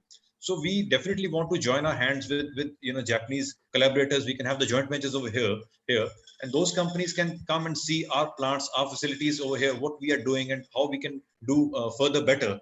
And definitely, Punjab can be the next best hub for investments in India for the sports goods are concerned.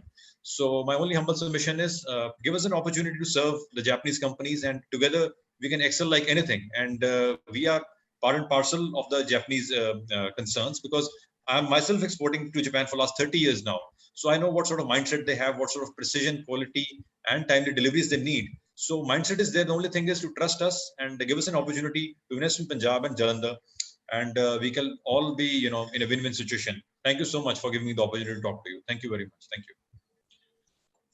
Thank you very much, Mr. Mukher. Thank you, ma'am.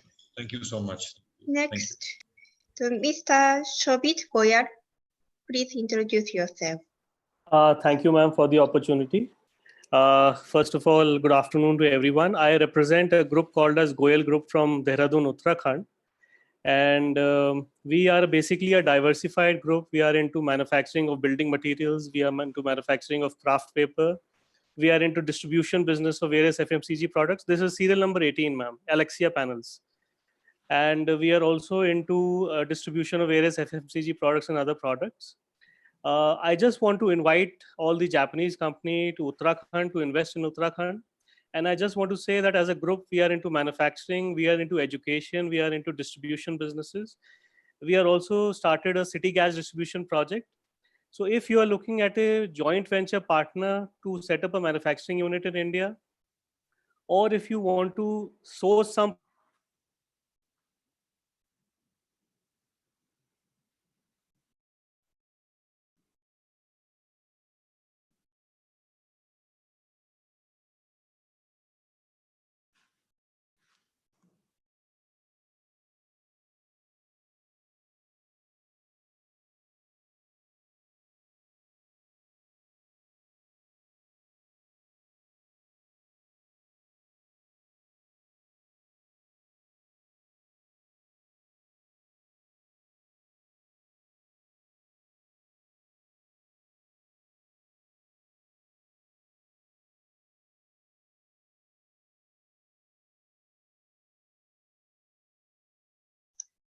Sir, excuse me, I can't hear your voice.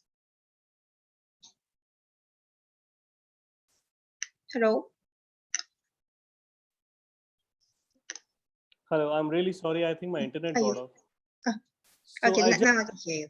Yes. So I just wanted to say that if you are looking for a joint venture partner in India and want to set up a manufacturing plant here with us, most welcome. If you want to source any product and want us to set up a greenfield project in India, we'll also be most happy to do that. So I'll share my contact details in the chat. So please get in touch with us and we'll be happy to participate. Thank you so much. Thank you very much, sir. Next, Mr. Vinamra Agarwal. Mr. Agarwal, please go ahead. Thank you very much for allowing me the opportunity to introduce myself. Konnichiwa, ladies and gentlemen, good afternoon. My company is Technical Associates Limited. We are one of India's oldest manufacturers of power and distribution transformers. Ma'am, we are, I think, on the last page in the serial number 50, if I am not wrong.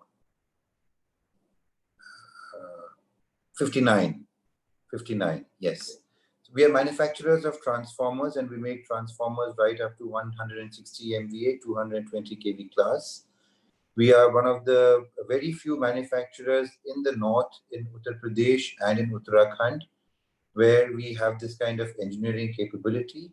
We understand and know the power sector in the country very, very intimately. And with the growth that is expected, we are also keen to grow, not just in the business of transformers, but also in other allied electrical and electronics equipment.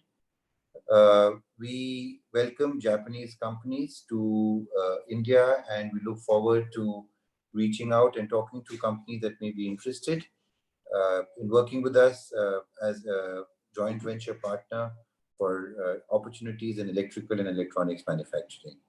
Thank you very much.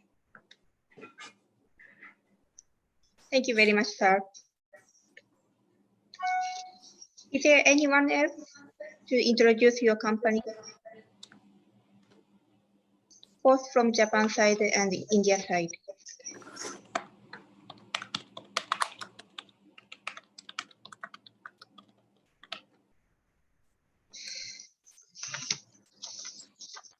現在表示しているリストは B2B ミーティングに関心を示していただいた日本の企業様とインド北部各州のインド企業です。The list we show on the screen is Japanese companies which indicated their interest to B2B meetings and Indian companies from northern states of India.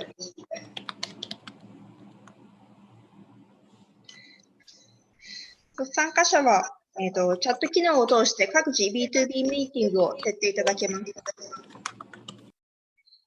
The participants are free to contact these companies over online chat to schedule B2B meetings by yourself.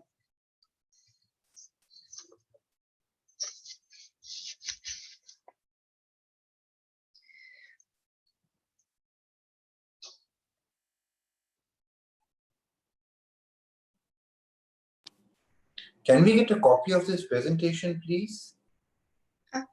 We will share you later. Okay, thank you very much. Thank you very much. その他の企業様と個別ミーティングを希望される場合は、インド大使館の経済商務部番でメールでご連絡くださいませ。If you would like to contact any other companies, please contact to Embassy of India, Tokyo, Economic and Commerce Wing.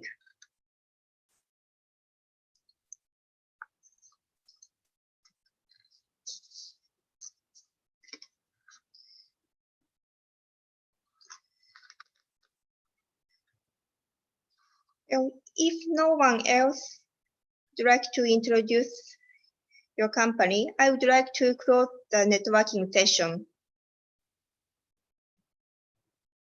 他にご紹介したい企業様はいらっしゃいませんでしょうか。